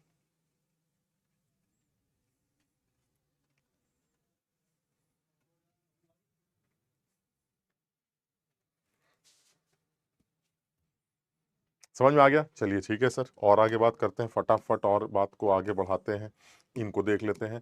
जल्दी से बताओ इनमें से कौन एक्टिव कौन इनएक्टिव। सर देखिए बिल्कुल साफ दिखाई देता है, इस पर एक लोन पेयर होगा, साफ दिखाई देता है sir, sigma bond sigma bond sigma bond and a lone pair. Now this is sp3, ठीक है, ये जिस पे चारों लोग अलग हैं, दिस इज ऑप्टिकली एक्टिव, क्योंकि इस बार ये सल्फर मेरा कायरल कार्बन है, कायरल एटम है, और अगर एक कायरल एटम है आपके पास तो आप ऑप्टिकली एक्टिव माने जाएंगे। यहां पर चेक करते हैं सर, फिर वही है सर, एक अगर हॉरिजॉन्टल है तो दूसरी वर्टिकल है, तीसरी हॉरिजॉन्टल है, समझ रहे हैं बात को? और वैसे भी ये ऑड सिस्टम है sir, odd continuous ring system है, तो अगर ये ऑड कॉन्टिन्यूअस रिंग सिस्टम है तो इधर के लगे दो और इधर के लगे दो सेम प्लेन में होंगे। आप समझिए, अगर ये odd continuous pi bond system है तो इधर के लगे दो, यानी सिचुएशन कुछ ऐसी है सर, यानी ये CS3 ऐसे हैं और ये CS3 भी ऐसे हैं सर, इनको इसी प्लेन में छील दीजिए सर, खेल खत्म करिए, क्योंकि ये दोनों प्लेन में है तो इसका मतलब ये हुआ कि आपको प्लेन ऑफ सिमेट्री पक्का मिल जाएगी, और अगर प्लेन ऑफ सिमेट्री मिल गई तो ऑप्टिकली इनएक्टिव ही माने जाएंगे। बताओ मेरी बात समझे? क्लियर है ये? चलिए यहां पर चेक करिए, तो वही वाली कहानी आ गई सर, ये अलग है, ये दोनों सेम हो गए, बिल्कुल सही है सर, ये दोनों हमारे अलग अलग है, तो क्या होगा सर, अगर ये दोनों सेम हो भी गए और ये रोटेट कर जाएगा तो आप सिचुएशन क्या बनेगी सर, दो CS3 हैं जिस पर एक Cl भी लगा, आप क्या करेंगे सर, एक Br है एक NO2 है, किस प्लेन में काटेंगे सर, उस प्लेन में काटेंगे जिसमें CS3 और CS3 अलग अलग हो जाएं। तो जब CS3 अलग होंगे, यानी जब आप इनको अलग करेंगे तो एक हिस्से में Cl आ जाएगा, दूसरे हिस्से में Cl नहीं आएगा, यानी इस बार आपको प्लेन ऑफ सिमेट्री नहीं मिलेगी, इसके अंदर पीओएस नहीं है, सीओएस की तो बात ही नहीं है सर, इस बार ये कंपाउंड ऑप्टिकली एक्टिव दिखाई देता है। क्लियर है? इधर की बात करते हैं सर, इसमें भी बहुत ज्यादा सोचने की जरूरत नहीं है सर, एक कार्बन ऊपर है सर, इस वाले कार्बन को कायरल बोलेंगे, और जिस आदमी में एक ही कार्बन कायरल है वो पक्का ऑप्टिकली एक्टिव होगा, तो इसमें सोचने की जरूरत नहीं। आप चाहें तो ढूंढ भी सकते हैं सर, इसके अंदर मुझे कोई प्लेन ऑफ सिमेट्री दिखाई नहीं देती। क्यों? क्योंकि सर एक CS3 है और एक H, समझ रहे हैं? तो मान लीजिए अगर ये CS3 बाहर की तरफ है, ऐसे मान लेते हैं, और ये H जो है वो अंदर की तरफ, तो आप खुद सोच सकते हैं सर, इधर का आदमी अलग है, इधर का आदमी अलग है, ये CS3 अलग है, ये H अलग है सर, ये पक्का कायरल कार्बन है, और अगर ये कायरल कार्बन है तो ये आदमी ऑप्टिकली एक्टिव होगा, इसमें कुछ भी सोचना नहीं चाहिए था। क्लियर?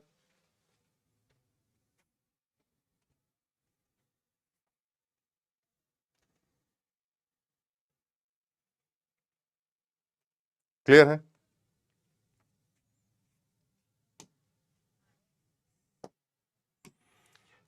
ये देखिए सर, हमारे एग्जाम में पूछा गया है, जेई मेंस के पेपर में, optically inactive compound from the following, इनमें से ऑप्टिकली इनएक्टिव कंपाउंड कौन है? तो मुझे लगता है इनकी शक्ल बनाने से पता चल जाएगा। टू क्लोरोपेंटेन, तो ठीक है सर, टू क्लोरोपेंटेन अगर आप बनाना चाहते हैं तो ये, और एक दो तीन चार पांच, और ये कारल। तो जिस कंपाउंड में एक ही कार्बन कारल होता है सर, वो पक्का एक्टिव होता है, तो दिस इज ऑप्टिकली एक्टिव। बहुत बढ़िया, इधर आते हैं। टू क्लोरोप्रोपेनल, टू क्लोरोप्रोपेनल कैसा दिखाई देता होगा? टू क्लोरोप्रोपेनल जो है सर आजकल ऐसा दिखता होगा, दिस इज टू क्लोरोप्रोपेनल। क्लियर है? तो अगर टू क्लोरोप्रोपेनल ऐसा दिखता है तो मुझे फिर सर ये वाला कार्बन कारल दिखता है, और अगर ये कार्बन कारल दिखता है तो ये भी एक्टिव दिखता है। बहुत बढ़िया sir. Two chloro two methyl butane, two chloro two methyl butane, two chloro two methyl, अरे सर मामला गड़बड़ा गया, क्योंकि टू क्लोरो टू मिथाइल में सर ये दोनों ग्रुप सेम आ गए, और अगर ये दोनों ग्रुप सेम हो गए तो ये कारल नहीं हो सकता, ये कंपाउंड पक्का ऑप्टिकली इनएक्टिव होगा। समझ रहे हो बात को? उसके बाद टू क्लोरोब्यूटेन है सर, बिल्कुल ठीक है, टू क्लोरोब्यूटेन का ये वाला कार्बन कारल है, ये कंपाउंड ऑप्टिकली एक्टिव होगा। तो जो कंपाउंड ऑप्टिकली इनएक्टिव होना चाहिए वो सी होना चाहिए। क्लियर है? समझ में आ रहा है? सर जिस लेवल पर अभी और डिस्कशन हुए थे उस लेवल पर तो ये सवाल कहीं भी एग्जिस्ट नहीं करता, बहुत ही आसान सवाल दिखाई देता है। चलिए एक सवाल और ले लेते हैं। चलिए, अच्छा सवाल हमसे जेई मेंस में पूछा गया था, आपको ये बताना है कि इसमें इनका एब्सोल्यूट कॉन्फ़िगरेशन क्या है। तो सबसे पहले तो ये बताइए 2 कौन सा है, 3 कौन सा है? सर ये तो बड़ा आसान है सर, जो आप नंबरिंग करेंगे वो नंबरिंग ऊपर से ही करेंगे क्योंकि सीओएच की प्रायोरिटी होगी, और सी को कार्बन को काउंट करेंगे क्योंकि, समझ रहे बात को, जो हमारा पर्पस होता है सर ये नंबरिंग। तो सेकंड नंबर पर और थर्ड नंबर पर कौन है सर, ये डिसाइड करना है। तो बड़ा आसान है सर, सेकंड और थर्ड नंबर पर ये इज विज क्या लिखा हुआ है, इसको हटा देते हैं। तो सेकंड और थर्ड नंबर पे कौन है ये डिसाइड करते हैं। तो चलिए फटाफट डिसाइड कर लेते हैं, सेकंड और थर्ड नंबर को एक बार डिसाइड करके देख लेते हैं कैसे डिसाइड किया जाए। चलिए सर एक बार करके देखिए आप सेकंड और थर्ड नंबर को।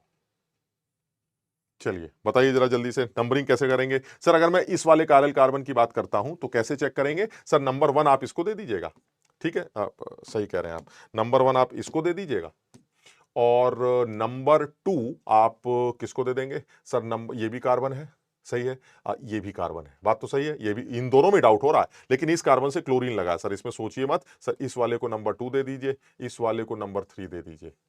ये ऊपर ये लाइन कैसे आ रही? अच्छा ये नंबर 1, ओहो, नहीं मतलब वो तो 1 2 3 4 इनकी आईयूपीएसी वाली है, सीआईपी रूल तो आप लग रहा है ना। तो this is number 1, this is number 2, this is number 3 and this is number 4। Clear?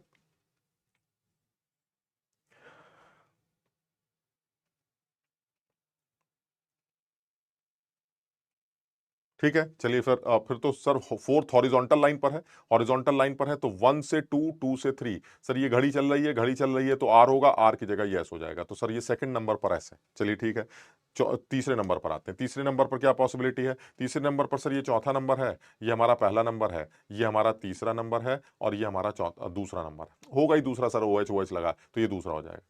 आप क्या करेंगे सर? 1 से 2 अपने आप ही करो यार, 1 से 2, 2 से 3 चल रहे हैं सर, 1 से 2, 2 से 3 चलेंगे तो आपका उल्टी घड़ी चलेगी, दैट इज एस, और क्योंकि हॉरिजॉन्टल लाइन पर है सर ये हमारा आर बन जाएगा।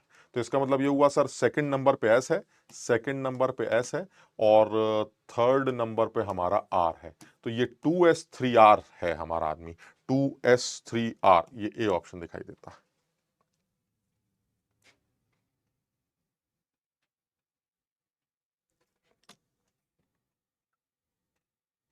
एक बार चेक भी करना है ना।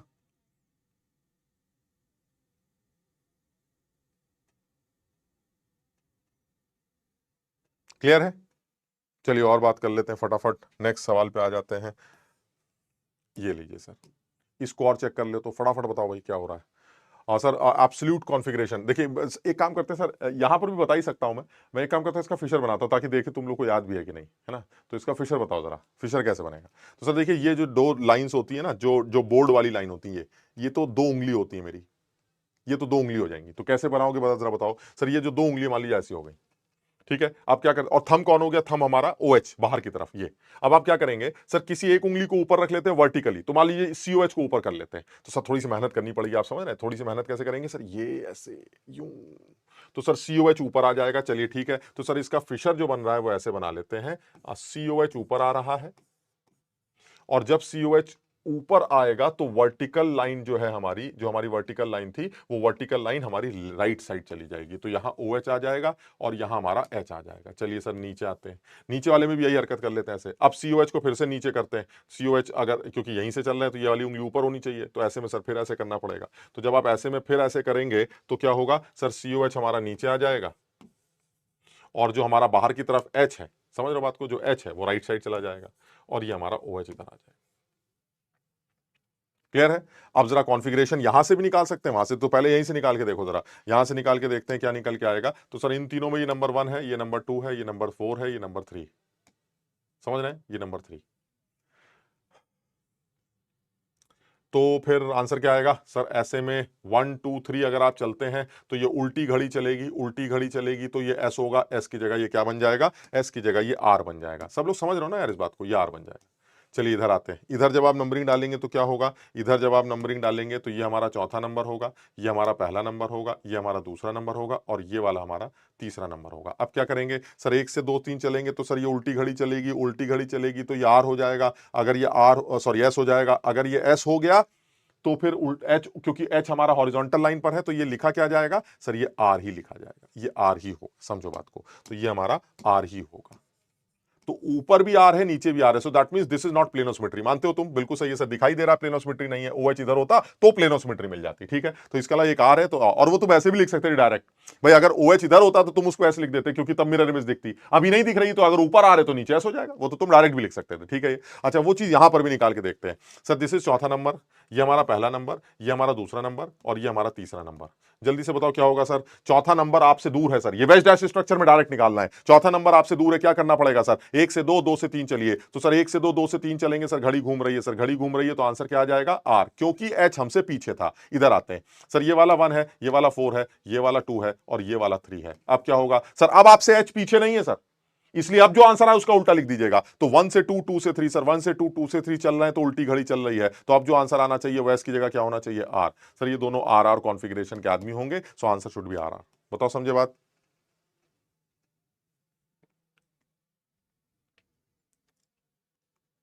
क्लियर है? समझ में आया? तो बड़ा आसान है सर, और क्वेश्चंस ले लेते हैं। चलिए एक आध और अच्छे सवाल ले लेते हैं, फिर और भी करने को दे देंगे। ये करते हैं, जल्दी से बताओ, बड़ा अच्छा सवाल। Total number of possible isomers stereo को इंक्लूड करके obtained on monochlorination of methyl cyclohexane.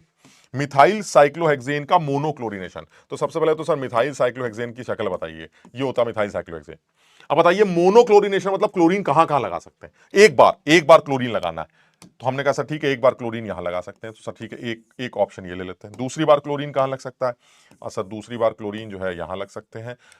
Monochlorination की आप बात कर रहे हैं तो जो मिथाइल हमारा ये, अब दूसरी बार क्लोरीन कहां लग सकता है, पहले मैं बना लेता हूं यार, है ना, ये सारे मिथाइल साइक्लोहेक्सेन बना लेते हैं, फिर उसके बाद देखेंगे जो एक आध काम करने पड़ेंगे तो काम कर देंगे। ये हमारे मिथाइल साइक्लोहेक्सेन। अब बताइए क्लोरीन कहाँ कहाँ लग सकता है सर, क्लोरीन अब जो है, क्लोरीन यहां पर भी लग सकता है, चलिए ठीक है। क्लोरीन मेरा यहां पर भी लग सकता है, ये भी ठीक है। क्लोरीन मेरा यहां पर भी लग सकता है, क्लोरीन मेरा यहां पर भी लग सकता है। इसके अलावा क्लोरीन लगने की कोई और जगह तो नहीं है भाई, एक बार देख लो। मोनोक्लोरिनेशन करना है, यहां लग गया, यहां लग गया, यहां बिल्कुल सही है सर, बाकी इधर लगेगा तो सेम आ जाएगा, ठीक है। अब बताओ जरा पहले वाला केस में, सर पहले वाले केस में साफ दिखाई देता है कोई भी कार्बन कार्बन नहीं, और अगर कोई भी कार्बन कार्बन नहीं है तो यह आदमी एक ही आइसोमर बनाएगा। बहुत बढ़िया, इधर आते हैं सर, इस वाले केस में भी कोई भी कार्बन नहीं है, ये भी आदमी एक ही आइसोमर बनाएगा। इस वाले केस की बात करें तो इस वाले केस में सर अब मुझे ये भी कार्बन दिखता है और ये भी कार्बन दिखता है। बताओ दिखता है तुम्हें, ये दोनों कार्बन कारल है सर? हाँ, अगर ये दोनों कार्बन कारल है तो ये वाला कारल भी दो कॉन्फ़िगरेशन शो करेगा, R या S, और नीचे वाला भी दो कॉन्फ़िगरेशन शो करेगा, R या S। सर ये अनसिमेट्रिक है सर, उनमें से कोई कॉमन नहीं निकल के आएगा। इसका मतलब इस आदमी के टोटल स्टीरियो आइसोमर्स कितने बनेंगे? 4। कौन कौन से होंगे? RR, RS, SR, SS, they are 4 isomers. Clear? इधर आते हैं सर, क्या ये वाला कार्बन कारल है? हाँ सर ये कार्बन कारल है। क्या ये भी कारल है? हाँ ये भी कारल है। तो ऐसे में सर साफ दिखाई देता है इसके भी 4 ही आइसोमर बनने चाहिए, यानी कुल मिला के 10 आइसोमर्स तो यहीं पर दिखाई दे रहा है। क्लियर है? समझ में आया? कहीं क्लोरीन और तो कहीं नहीं लगने की उम्मीद तो नहीं है भाई? एक बार चेक करो भाई, कहीं और तो क्लोरीन लगने की कोई उम्मीद नहीं लगती। क्लोरीन कहीं और कहां लग सकता है?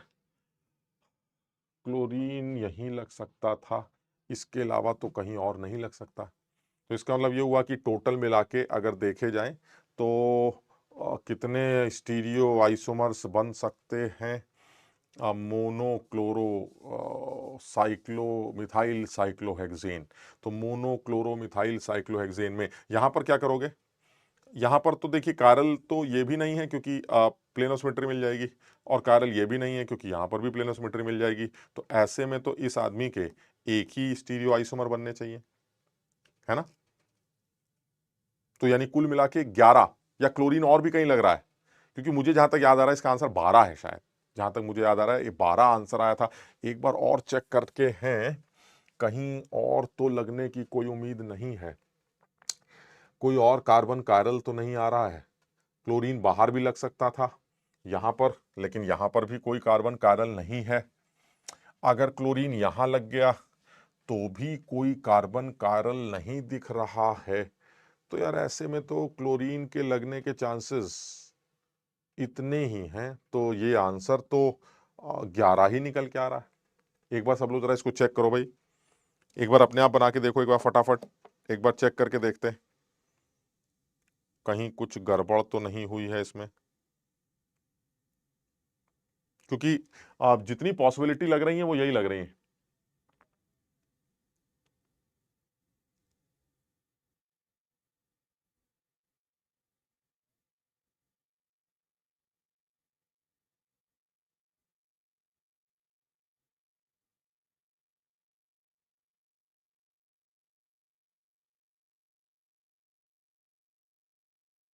हमारा मिथाइल साइक्लोहेक्सेन है यार ये, है ना?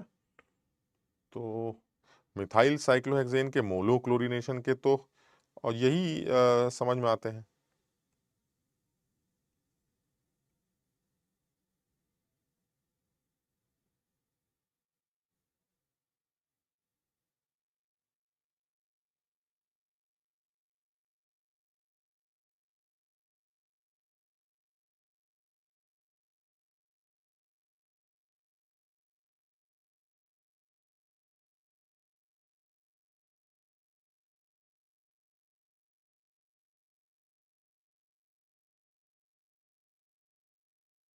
मैं एक बार आंसर इसका और देखता हूँ कि आंसर इसका क्या निकल के आ रहा है।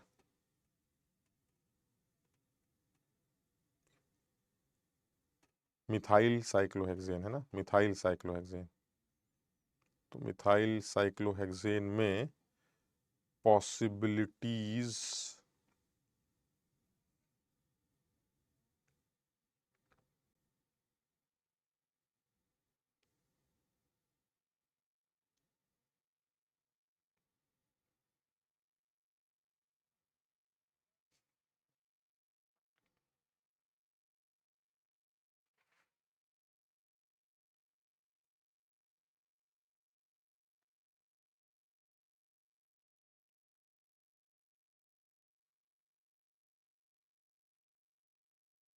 इसमें अगर हम चेक करें तो मुझे लगता है ऑप्शन तो ये 5 ही बनेंगे क्लोरीन लगाने के, है ना? तो अगर क्लोरीन लगाने के 5 ही ऑप्शन है तो ये तो ठीक लग रहा है यार। ये आदमी जो है ऑप्टिकली इनएक्टिव है, ये भी इनएक्टिव है, तो इसका एक ही आइसोमर बनेगा। ये दो स्टीरियो आइसोमर्स हैं तो 4 बनाएंगे, इसके पास भी 2 हैं तो ये भी 4 बनाएगा। इसको अगर देखें तो पॉसिबिलिटीज ये हैं कि असल में इसमें स्टीरियो स्टीरियो आइसोमर दोनों इंक्लूड करने हैं सारे। अब इसमें देखो स्टीरियो आइसोमर्स में ना एक बात और भी देखी जाती है कि अ, इसके 2 फॉर्म्स तो होने चाहिए। मुझे लगता है कि अगर मैं इसके 2 फॉर्म्स बनाऊं, एक बार थोड़ा सा समझते हैं, थोड़ा सा समझदारी से काम करना पड़ेगा। मान लीजिए इसका एक फॉर्म में बनाता हूं कुछ ऐसे, जिसमें एक CH3 और एक Cl है। तो मान लेते हैं कि ये CH3 है और इस तरफ हमारा Cl है, ये Cl। तो ये जो इसकी फॉर्म बनी है, ये इसकी सिस फॉर्म बनाई है मैंने, है ना? ये इसकी सिस फॉर्म। स्टीरियो आइसोमर तो ज्योमेट्रिकल भी होंगे। फिर इसका एक ट्रांसफॉर्म बना के देखते हैं। तो जब आप इसका ट्रांसफॉर्म बनाएंगे तो क्या होगा? इसका ट्रांसफॉर्म जो बनेगा वो ट्रांसफॉर्म कुछ ऐसा बनेगा जिसमें एक CH3 तो ऊपर होगा, समझ रहे हो, और जो Cl होगा वो नीचे होगा। बात तो आपकी सही। और ये मेरा ट्रांस होगा। अब तुम मुझे ये बताओ कि इनमें से कौन सी फॉर्म ऑप्टिकल एक्टिव होगी, ये बताओ। सर मुझे ऐसा लग रहा है कि ये दोनों ही फॉर्म्स ऑप्टिकली इनएक्टिव होंगी। मतलब आप ऐसी ऐसी यहां पर भी समझ सकते हैं, जैसे मान लीजिए यही सिचुएशन है, तो इस सिचुएशन में अगर आपका ये CH3 ऊपर है और Cl ऊपर है, समझ रहे हैं, तो भी आप इसको इस प्लेन में काट सकते हैं, और अगर CH3 नीचे और Cl ऊपर है तो भी आप इसको इस प्लेन में काट सकते हैं। तो यानी प्लेन ऑफ सिमेट्री तो दिखाई दोनों में दे रही।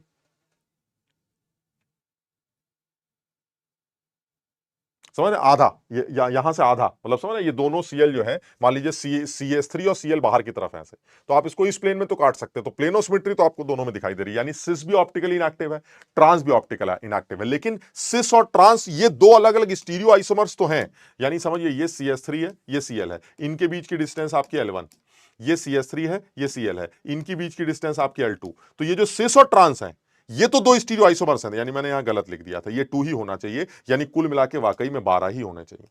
आंसर मुझे सही याद है, 12 ही इसका आंसर आना चाहिए। अच्छा, तुम लोग ये भी सोच सकते हो कि सर बाकी जगहों पर ऐसा क्यों नहीं किया, बाकी जगहों पर भी ऐसे ही किया हमने, लेकिन वो कॉमन आ रहा है, कॉमन मतलब इन्हीं चार में से वो निकल आएंगे। जैसे मान लीजिए आप ये कहते हैं कि इसका ये CH3 बाहर होगा, है ना, ये CH3 बाहर है और ये Cl भी बाहर, तो भी वो ऑप्टिकल एक्टिव होगा, CH3 भी बाहर, Cl भी बाहर, तो भी प्लेन ऑफ सिमेट्री नहीं मिलेगी। तो अगर वो ऑप्टिकल एक्टिव हुआ तो उसके दो आइसोमर्स बनेंगे, तो एक तो वो खुद होगा और एक उसकी मिरर इमेज होगी, तो आप उसको खुद वाले को या तो ऑप्टिकल में काउंट करिए या ज्योमेट्रिकल में काउंट करिए। नहीं समझे मेरी बात, मतलब मैं ये कह रहा हूं कि जैसे मान लीजिए इसको लेके थोड़ा सा समझते हैं, मान लीजिए इसको लेके समझते हैं, तो ये जो आदमी है मेरा, ये आदमी मान लीजिए कुछ ऐसा ले लेते हैं कि आप ये कह रहे हैं कि मेरे पास ये आदमी है ना, अब आप ये कह रहे हैं कि एक CH3 है, ये CH3 है, और मान लीजिए यहां Cl, ठीक है। अब इसकी दो फॉर्म्स होंगी सर, तो इसकी आप दोनों फॉर्म्स बनाइए, थोड़ा सा ऐसे समझ के बनाते हैं, इसकी दोनों फॉर्म्स ऐसे बनेंगी, ये CH3 है ऊपर और यहां Cl भी ऊपर है, समझ रहे हो, ये H है, इधर भी H, और नीचे की तरफ अगर आप आते हैं तो नीचे की तरफ भी वही वाली बात आएगी कि एक CH3 ऊपर है, ये H है, और यहां H ऊपर है और CH3 नीचे है, तो ये सिस हो गया, ये ट्रांस हो गया। चलिए सर ये ठीक है। अच्छा, अब आप ये बताइए इनमें से एक्टिव कौन सा है? सर इनमें से दोनों ही एक्टिव है sir, plane of symmetry centre of symmetry कहीं भी नहीं मिलेगी, तो अगर दोनों ही एक्टिव है तो इसका मतलब ये हुआ सर एक इसकी भी मिरर इमेज बनेगी और इसकी भी मिरर इमेज बनेगी, ठीक है। यानी कुल मिला के कितने आइसोमर्स बनेंगे सर? ये कुल मिला के 4 हो जाएंगे, एक दो, यानी ऑप्टिकल आइसोमर 4 है सर, 1 2 3 4, 4 ऑप्टिकल आइसोमर, जिसमें दो दो पेयर एनाइसोमर्स के। लेकिन इन्हीं चारों में ज्योमेट्रिकल कितने हैं सर? ज्योमेट्रिकल 2 है, सिस और ट्रांस, तो इसका मतलब ये हुआ टोटल स्टीरियो कितने होंगे सर? 4 ये हो गए और 2 स्टीरियो ज्योमेट्री सिस ट्रांस हो गए। अरे नहीं, सिस ट्रांस भी तो उन्हीं ऑप्टिकल में काउंट किए, नहीं समझे मेरी बात को। यानी मैं ये कह रहा हूं कि इस पूरे सिचुएशन में अगर आप ध्यान से देखें तो ये जो पूरा सिस्टम है आपका, ये पूरा सिस्टम आपका ऑप्टिकल आइसोमर्स का सिस्टम, ठीक है, ये पूरा ऑप्टिकल आइसोमर्स का सिस्टम, और इसी में ये जो आपका आदमी है, अगर आप समझ रहे हैं तो ये जो सिस्टम आपने बनाया है, ये सिस्टम आपका ये वाला जो सिस्टम, सॉरी, ये वाला जो सिस्टम है, ये आपका ज्योमेट्रिकल आइसोमर्स का सिस्टम, आप समझिए, यानी ये सिस्टम सिस ट्रांस का सिस्टम है और ये पूरा सिस्टम आपका ऑप्टिकल का सिस्टम है, यानी cis trans is a subset of this total optical isomers. मेरी बात समझ रहे हो? तो इसका मतलब ये हुआ, ये आपके टोटल स्टीरियो आइसोमर्स होंगे जिनको 4 ही काउंट किया जाएगा, जिसमें सिस ट्रांस ऑलरेडी इंक्लूडेड।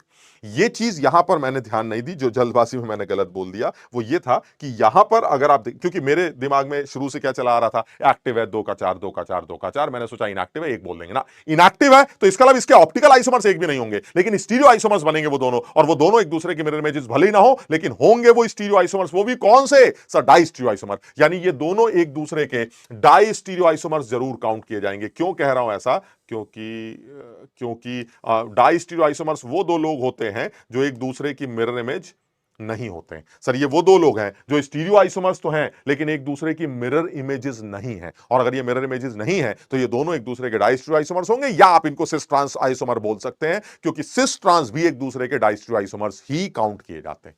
समझे मेरी बात को? सबके बात समझ में आ गई?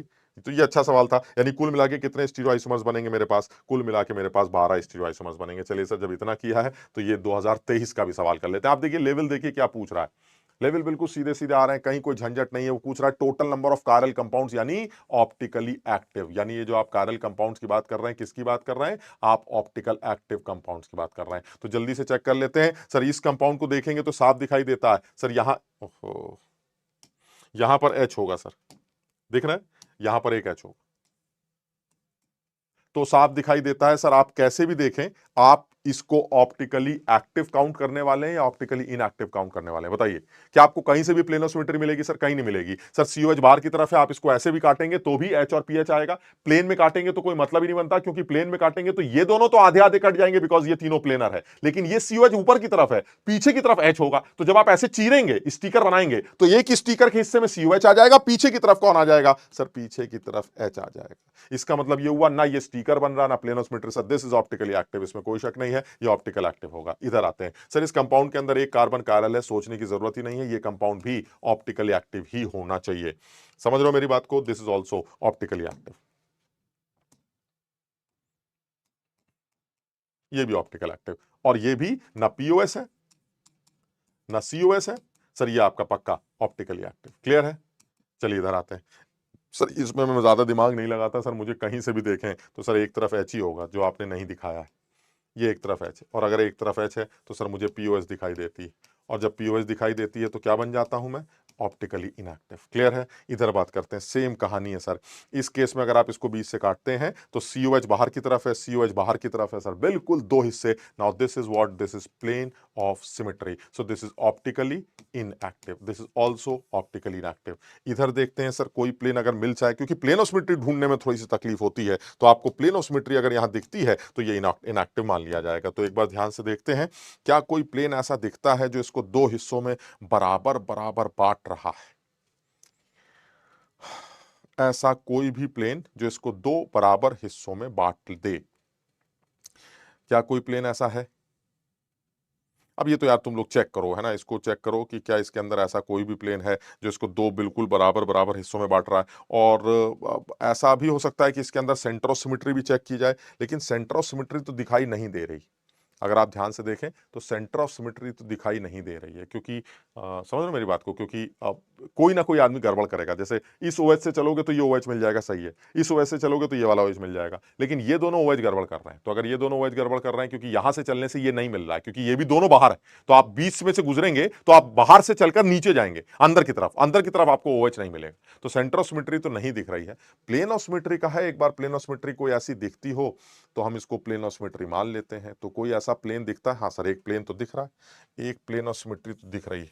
ये आपको एक प्लेन ऑफ सिमेट्री मिलनी चाहिए। सर ये जो है मेरा प्लेन ऑफ सिमेट्री है, और इस प्लेन ऑफ सिमेट्री की वजह से ये कंपाउंड मेरा ऑप्टिकली इनएक्टिव माना जाना चाहिए। सो this is POS, and if it's POS so this will be optically inactive. Clear है?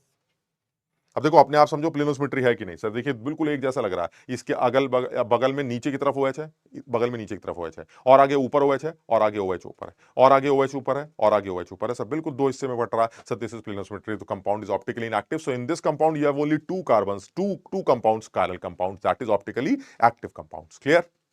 समझ में आया? तो एक बार इसको रिवाइज करते हैं, और भी एक आध सवाल होंगे, अपने हिसाब से कर डालना। अब बड़े आसान आसान से चीजें हैं। देखिए यहां पर भी वही बताना है, अब कौन सा आदमी प्लेन पोलराइज लाइट को रोटेट करेगा। देखिए पूछने का तरीका देखिए, प्लेन पोलराइज लाइट को रोटेट करेगा यानी ऑप्टिकली एक्टिव। तो चेक कर लेते हैं कौन सा एक्टिव। देखने से तो मुझे लग रहा है कि ये इन सब में ये इनएक्टिव है। ये दिख रहा है तुम्हें, ये इनएक्टिव है। क्यों? क्योंकि सर कोई कार्बन कारल नहीं। इसको देखें तो इस केस में मुझे दिखाई देता है सारे अलग हैं। सर ये पक्का एक्टिव होगा, सोचने की जरूरत ही नहीं है। इधर आते हैं, इस वाले को देखें तो सर ये दोनों एच हैं। सर चेक करने की जरूरत ही नहीं है। और अगर ये सिंगल चॉइस आंसर है तो सर यही आंसर सही होगा। हाँ ये जरूर है, अगर आप देखना चाहें तो देख सकते हैं। सर इसको एक बार और बना लेते हैं। तो सर इसको चेक कैसे करेंगे? सर एक तरीका है। अब अगर मान लीजिए ये वाला कॉन्फ़िगरेशन कारल है और ये वाला कार्बन भी कारल, अगर ये आर है और ये एस है तो ये मिरर इमेज बन जाएंगी, यानी plane of symmetry meso compound बन जाएगा। और अगर ये दोनों आर आ गए या दोनों एस आ गए तो सर ऐसे में ही कंपाउंड ऑप्टिकली एक्टिव हो जाएगा। मेरी बात समझ रहे? क्योंकि बिल्कुल सिमेट्री है, PHNH2 PHNH2। तो ये सर प्लेन ऑफ सिमेट्री तभी मिलेगी जब एक आर और एक एस होगा। तो एक बार चेक करते हैं। Sir this is number 4, this is number 1, this is number कौन सा होगा? ये नंबर 2 हो गया, क्योंकि इस कार्बन से एन लगा है। सो this is number 2 and this is number 3। 1 2 3 travel करते हैं, चौथा हमसे दूर है, मस्त चल रहा है। अगर चौथा आपसे दूर है तो 1 से 2, 2 से 3 चलने से घड़ी चल रही है, चुपचाप आर लिख दीजिए, सोचने की जरूरत ही नहीं। इधर आते हैं। सर ये चौथा नंबर है, ये पहला नंबर है, ये पक्का दूसरा ही होगा, और ये आपका तीसरा नंबर। दूसरा इसलिए बोल रहे हैं क्योंकि इस कार्बन से कार्बन लगा है, इस कार्बन से भी कार्बन लगा है, लेकिन इस कार्बन पे नाइट्रोजन आ गया, जबकि यहां नाइट्रोजन नहीं होगा, कार्बन ही होंगे, चाहे डबल बॉन्ड ही क्यों ना हो। तो ऐसे में सर पक्का ही जीतेगा। तो 1 से 2, 2 से 3 ट्रैवल करेंगे, चौथा हमसे पूछा पीछे है। सर ये उल्टा चल रहा है, उल्टी घड़ी चल रही, उल्टी घड़ी चल रही है, तो यस होगा। अगर एक आर और एक ऐसे, तो इसका मतलब पक्का this is a meso compound. देखने में लगे ना लगे, लेकिन ये पक्का मीजो कंपाउंड। और अगर ये मीजो कंपाउंड है तो ये ऑप्टिकली इनएक्टिव। ऐसे कंपाउंड जिनमें एक से ज्यादा कायरल सेंटर्स हो, जिसमें प्लेन ऑफ सिमेट्री एग्जिस्ट करती हो, वो कंपाउंड्स मीजो कंपाउंड्स के नाम से जाने जाते हैं and they are optically inactive. क्यों? क्योंकि एक हिस्सा प्लेन पोलराइज लाइट को अगर क्लॉकवाइज घुमाने की कोशिश करता है तो दूसरा हिस्सा प्लेन पोलराइज लाइट को एंटी क्लॉक घुमाने की कोशिश करता है। दूसरा तरीका इस सवाल का क्या है करने का? सर इसका आप फिशर बना लीजिए, फिशर बना के भी आपका काम चल जाएगा। तो एक बार आप इसका फिशर बना के भी देख लीजिएगा तो भी आपका काम चल जाएगा। तो एक बार मैं तुम्हारे सामने बना देता हूं। ये देखिए सर, ये दो हाथ, दो फिंगर हो गई, एक ये लाइन हो गई, एक ये पीएच हो गई। क्या करना है सर? कुछ नहीं, NH2 बाहर की तरफ है, आप इस पीएच को ऊपर कर दीजिए। सर ये देखिए वर्टिकल लाइन में घुस गया तो सर ऊपर पीएच आ गया। एक बार चेक करना भाई, ऊपर मेरा पीएच आ गया, बिल्कुल आ गया। और वर्टिकल लाइन आपकी किसकी थी? वर्टिकल लाइन मेरी NH2 की थी। पीएच को ऊपर ले गए तो NH2 हमारा लेफ्ट आ गया। तो सर ये मेरा NH2 लेफ्ट हो गया। तो राइट में कौन चला गया? राइट में मेरा H चला गया। इधर इधर आ जाते हैं। इधर क्या हो रहा है? इधर अगर आप ध्यान से देखें तो ये ऐसा है। किसको ऊपर रखना है सर? ऑब्वियसली वहां से चल रहे हैं तो इसी वाली उंगली को ऊपर रखेंगे, ये ऊपर रख दिया। तो जब आप इस उंगली को ऊपर रखेंगे तो पीएच नीचे आ जाएगा, समझ रहे हैं? और जो आपका थंब है, थंब कौन सा है बाहर की तरफ? NH2। NH2 आपका लेफ्ट साइड में चला जाएगा। तो NH2 लेफ्ट चला गया, ये H आ गया और बिल्कुल दिखाई दे रहा है sir this is plane of symmetry. और अगर इसके अंदर POS है तो ये कंपाउंड ऑप्टिकली इनएक्टिव होगा। बिल्कुल सही है। तो इस सवाल का आंसर सिर्फ कौन सा होगा? सिर्फ ए। क्लियर? समझ में आ गया? तो आज इतना ही करते हैं, है ना? अब अगली क्लास में फिर मुलाकात करते हैं। सब लोग जम के इसको रिवाइज कर लेंगे। हमारे हिसाब से ये ऑलमोस्ट कंप्लीट है। एक दो छोटे से टॉपिक जैसे एनाइंशियोमर्स को आपस में एक दूसरे से जुदा कैसे किया जाता है, क्योंकि बॉयल करके या फ्रैक्शनल डिस्टिलेशन से तो वो जुदा नहीं होते, क्योंकि उनके बॉइलिंग पॉइंट सेम होते हैं। तो ऐसे में उनको रिजॉल्व करने का तरीका, उनको एक दूसरे से सेपरेट करने का तरीका क्या है वो, और फिर कुछ एक आध छोटी मोटी बातें करके कन्फॉर्मर्स निपटाते हैं। एक क्लास के अंदर कन्फॉर्मर्स कर लेंगे। साइक्लोहेक्सेन या साइक्लिक कन्फॉर्मर्स को अभी नहीं करेंगे, क्योंकि उनका अभी नजदीकी किसी एग्जाम में कोई जरूरत नहीं है, क्योंकि वो एग्जाम्स में आ ही नहीं रहा। तो हम उसके बाद फटाक से हाइड्रोकार्बन से स्टार्ट करते हैं। ठीक है? तो अगली क्लास में इस चीज को खत्म करते हैं फटाफट। ऑल द बेस्ट, खूब मेहनत करो, खूब कोशिश करो। हाँ, मैं ये मान रहा हूं इस बात को कि एक क्लास जो है वो कल नहीं ले पाया मैं। उसका रीजन भी था कि मैं बहुत ज्यादा शायद उतनी मेहनत नहीं कर पाता। कोई भी वजह हो सकती है। मैं समझ रहा हूँ तुम्हारे दिमाग में बात आ रही है कि सर ये उम्र का तकाजा है, तो उम्र का तकाजा ही समझ लो, क्योंकि मंजिल में भी लंबी क्लास चल गई थी। तो इसलिए, और आज की क्लास में लेना चाह रहा था बट मॉर्निंग में किसी वजह से मैं नहीं पहुंच पाया। तो मैंने इसलिए एक रिकॉर्डेड लेक्चर है जो तुम्हें कल जो तुम्हें दे दिया जाएगा, और हमारी अगली क्लास जैसे रूटीन पे चलती वैसे चलती रहेगी। ठीक है? तो सब लोग खूब कोशिश करो। All the best, best of luck. Thank you so much.